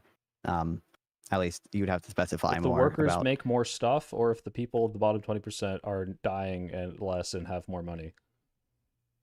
But you could obviously imagine the rest of the 80% of people have significant improvements in the quality of life, and there are. Would you live in that city in where the they have to long run- torture the one kid, but everyone else is in a utopia? Absolutely, I'm not walking away from that shit. Okay, Okay. I am. Don't want to say that in Twitch, but I am. Be careful. I What think if you're that, the I one think kid, that is though? well, I mean, I think it would be the moral thing to do to not I mean, if I'm the kid, I don't have a choice, right, or whatever, right? That's what I have. No, you're allowed to tell them to stop. I mean, I think emotionally, right? If I'm in pain or doing something that I'm forced to do, I would want to tell them to stop. But it's hard to. Here's the thing. I would have to be coming out and saying you are doing something wrong, even though you are doing what I would choose to do if I was under the veil of ignorance. If I didn't know who I was going to be in the situation, I would choose every time for them to do the bad thing, right? Or even if everyone in the town didn't know who they were going to be, right, they would all vote, right? Probably every single one of them would vote for let's torture this poor kid such that so the rest of us could have a utopia. They would all in expectation be better off from doing that. They would probably all vote for that, right? So going saying I'm made worse off, right? Well, yeah, sure, but last part of it. What if you knew you could get to Sure. the utopia, but it would take an extra 50 years? People would suffer on the way, but you can't torture the kid perpetually. What do you mean you can't Like what? either you torture the So- kid perpetually, and you have it now, Or you get it in 50 years, but on the way there, a lot of people die and suffer to get to this utopia in 50 years. I mean, I guess I don't know. I think you could take any number of views on like the well-being of future people, and some of that's going to be relevant here. But I'm not like I'd probably be okay with waiting the 50 years or whatever. But I think like that's probably more controversial view than the other hypotheticals. Maybe. Sorry, Pill. Where do you live in Germany? Ich war in München, der Wohner von Gilching. Oh God, Bavaria. Yeah, that's why I said Gruß Gott. I can't speak Bavarian, but I can speak all the Servus. You know. I live in Frankfurt. Oh, okay. That's the money capital of Germany. That's like where Nonfon would go if he went to Germany. He would go do all the econ stuff. He'd study abroad there. It's awful. It's awful. A lot of junkies, a lot of crime. Yeah, probably not comparable to the US, but still. You have a Chipotle in the Hauptbahnhof, so really, is it that bad? Yeah, we have now a Chipotle. Yeah, so you almost have burritos. But beautiful. Well, I'm glad the Germans can share in our the destruction of the bowels that is Chipotle. It's not Taco Bell. Chipotle's fine. It's hit or miss. There have been some Germans have a standard for the meat. No. Okay, they have good ingredients. Have now a Taco Bell in Frankfurt. We also have now a Taco Bell. Oh, okay. There you go. Well, see, things are looking up for Germany in spite of the reduced innovation. I prefer anyway Burger King. Do you? Well, all right. You can eat that stuff. I think we've gotten through the meat of this call pretty well. Nett dich kennenzulernen. Ciao. One last sentence. Sure, very well. I have to give credit to that woman who dumped that dude. What? Whatever. The German lady who stopped messaging Nonfon. Yeah. Oh, Nonfon might be talking to somebody else right now. He's talking to chat. He's flipping out in chat. He's like, I want to torture that kid. I'm going to torture that kid. We're getting the utopia. We're getting the utopia.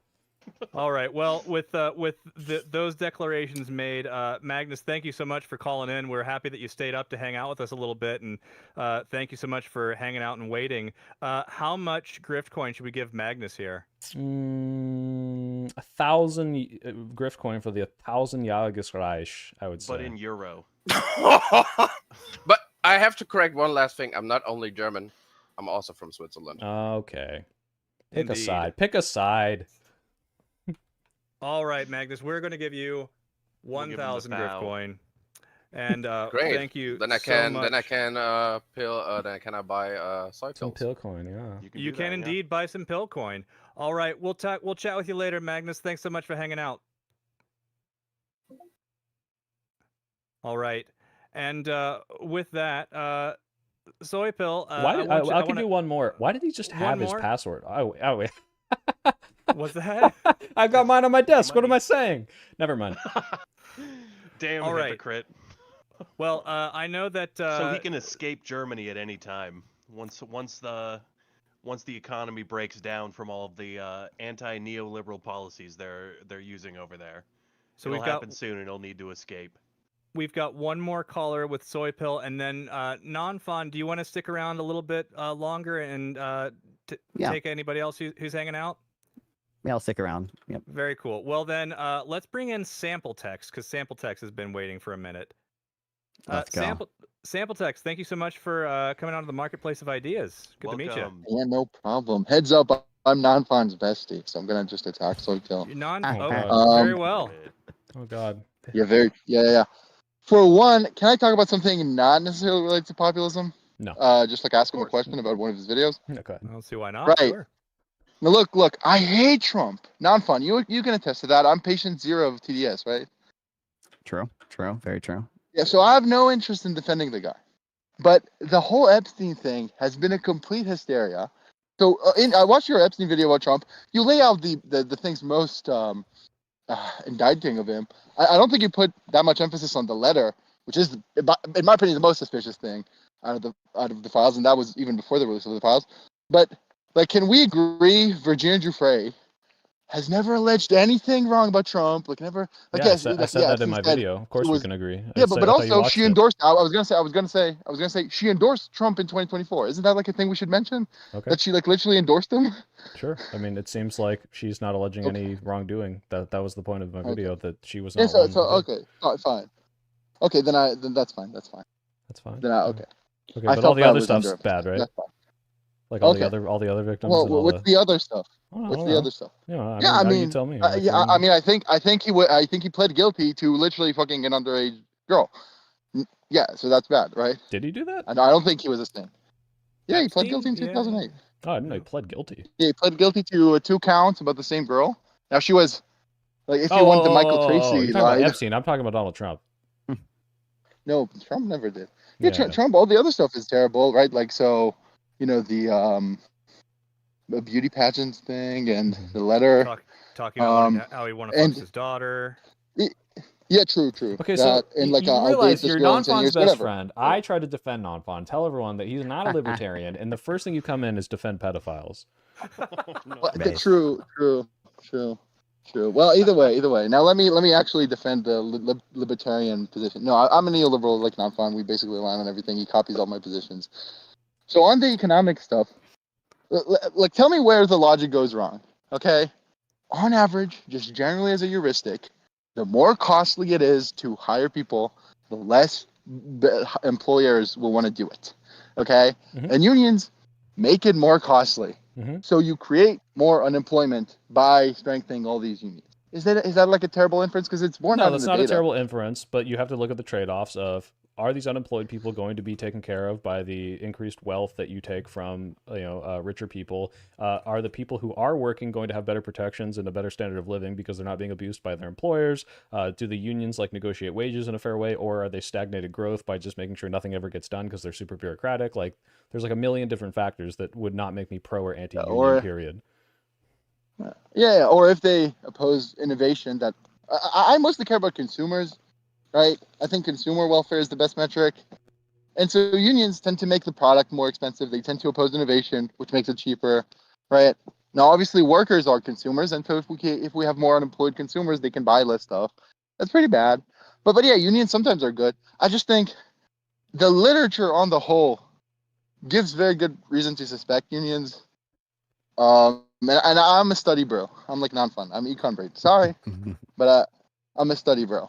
So there's that. About the minimum wage, I don't. Well, real quick, I do just want to say and you mentioned this to some extent. Like, I think when you say are they going to be taken care of with the extra money being taken from rich people? Not the only people who are affected are not just rich people, right? It is other workers, it is consumers. Probably the most transparent example is the longshoremen's union that oppose port automation. That very directly hurts consumers and hurts other workers because a bunch of firms rely on imported materials, and those imported materials are backed up and more expensive because the ports aren't automated, partly because of the unions, right? So you have to. Yeah, but you have to also ask, you say hurt as it is inherently negative if the price goes up. I think there's a very good argument to be made that I would be willing to pay more for literally everything if they made everything better. But just real output is lower, right? Kind of mechanically, real output is going to be lower if you restrict how much you could automate something. If you impose, I'm not saying these people don't stagnate growth in ways that I might disagree with. So. Right. So here's another thing. Here's the neoliberal predicament. Okay. Yeah, my bad. Have you worked a job? Yeah. Okay, I just checked. Either way, yeah. So here's the neoliberal predicament. Okay. I worked in a startup at least. My degree is data science, but I work in a startup in AI or whatever. Yeah, I've been like, oh my god, when I was 16, child labor. Either way, whatever. So. Here's the neoliberal predicament, okay? And neoliberal, we use the term jokingly, okay? I don't know what the term means. It means nothing. But here's the wonky predicament, okay? Corporate taxes are very popular. It's kind of, oh my God, corporate bad. We got to punish them. Let's do taxes. The problem is, the literature is pretty clear that it's spread kind of evenly between, the impact is spread pretty evenly between owners, consumers, and workers. So when you do that, you fuck over a lot of workers, you fuck over a lot of consumers. And no one seems to care. Now you can do better policy. There are better policies. There are tweaks, very small tweaks you can do to the corporate tax to make it so much better. Everyone can look up destination-based cash flow tax. Shout out, okay, the tax. But look, you can do that, but that's so wonky. That's like not populist. That doesn't have the oh, I'm angry and I want to do this appeal. So this is the predicament. You either have good policy, but like terrible messaging, or really good messaging but bad policy. So what in your opinion is like really good policy that has amazing messaging that we for some reason don't do? I don't know if I can think of an example of, wow, like this is kind of like the populist rhetoric where like everyone wants Medicare for all, and like if we just message it better, they'd all vote for it. Like I don't think that's the case. I think maybe there's a very good Medicare for all policy out there, and I think maybe they could message it better and then people would vote for it. But right now, I don't see the bill that is so perfect that everyone gets on board, or that it's flawed enough that people can message it that everyone votes for it. Like we're just not in that world right now. I don't know if I could give that to you. Right. Yeah, right. And with Medicare for all, I want universal healthcare. I think the German model is pretty good. You lived in Germany, so it's pretty good. Yeah, basically what Pete Buttigieg said, right? Like Medicare for all who want it. Okay, you can. There's like a baseline. It's universal, but you can go to private insurers, and I think that's ideal, or close to ideal. But yeah, Medicare for all is by far more, like, I guess, rhetorically populist. And if you do that, you're going to harm innovation, which is going to kill lots of people. The studies. Will it kill more people than it'll save? Study everyone's Probably. possibly. I mean, Depends if on, it's less profitable to develop medicine, companies are going to do it less, and so more people are going to die because they don't have the medicine. Unless you think most medicine is bullshit, like that is researched. I don't really agree to that. Do you think they'll just stop producing medicine? Period. No. On the No. margin, It they're just gonna changes- produce changes. medicine. Yeah, it changes what the Yeah, best if investment it's is on less the margin. profitable, they're going to do so- it less. Yeah, I don't. Of course, they're going to keep researching a lot of stuff. Right, and I mean, like Denmark has socialized medicine. They got Ozempic. Okay, we waited 20 years. Finally, we have a big drug from Europe. Okay, good. Okay, so like, yeah, of course you're going to have some, but less. And I don't want less. You know. Like So- I so said, there I'm are willing to trade-offs. stagnate growth for the fact that people can be better off today. I am disgusted by the decadence of wealth in this country and across the So planet. you're and I'd like to anti-climate redistribute a lot change of it. action. Hmm? You're anti-climate change action. I take it. No. I don't Hmm? follow. No, I'm not. What climate change is going to harm future generations, but if we act on it, it's going to. I'm sorry. If we act on climate change, it's going to help future I generations. see. But No, the harm reason this growth is right now. not inconsistent is because I think the actions that we need to take to mitigate climate change are not akin to what we're doing right now for like workers' rights in America or healthcare. It would be, in fact, now if you want to call me inconsistent, you could. I have said I have sympathies for the idea of like if we needed to do like an eco-fascism to stop the planet from exploding, maybe I'd be okay with it, but that would be a whole nother situation where I'd have to knowably see that everything was so bad that if we did not take immediate action now in like almost a dictator level sweep, that millions if not billions of people would die. But that's a different story. Right. Yeah. Well, that funny you mentioned that. I think like okay, economics is very important to me. I read about it a lot. I'm annoyingly wonkish about it. My top 3 policies, like only one of them is really economical. First is like AI risk. I think it's existential. So yeah, I think pausing AI is like a really top priority. Even though it's gonna, if it goes well, it's gonna be like a super boom. It's very likely to go really bad. Whatever. Veganism. I'm sorry, cuck vegan, whatever. I think animal harm is really bad. But then the third one is housing. So housing, I think what if the eating Democratic animals Party is makes us more making good productive? points on. Maybe. Maybe. All right, I gotta go see. Well, I mean, we regulated away the cannibal industry, right? All right. Alrighty. Thank you for your call, partner. Yeah. Oh, okay. Before I go. All right. Okay. Final word. Let me. Final question. No, not a final I guess question. if you were president, what top 3 econ policies? And I'll go. Yep, econ policies Next time. for me. Man, I don't. I'm not versed enough to be able to like just say it off the top and be like, this is definitely what I need. Like Okay. if I look at what progressives are pushing for now, like yeah, I'm good with a more robust like progressive tax system or like better social programs. Okay, These are okay. so vague. I'm not gonna like get into it and be able to give you a satisfying answer at all. So, Particularly when I'll- we're so I'll pressed go. for time. I'll go. But Just thank you. Everyone I go think reading he should Kana get Boy's tax zero grift bucks, because then he'll be motivated to work harder. His productivity will True. increase, and this will make the world a better place. Wow. Nonfon, what say you about that amount?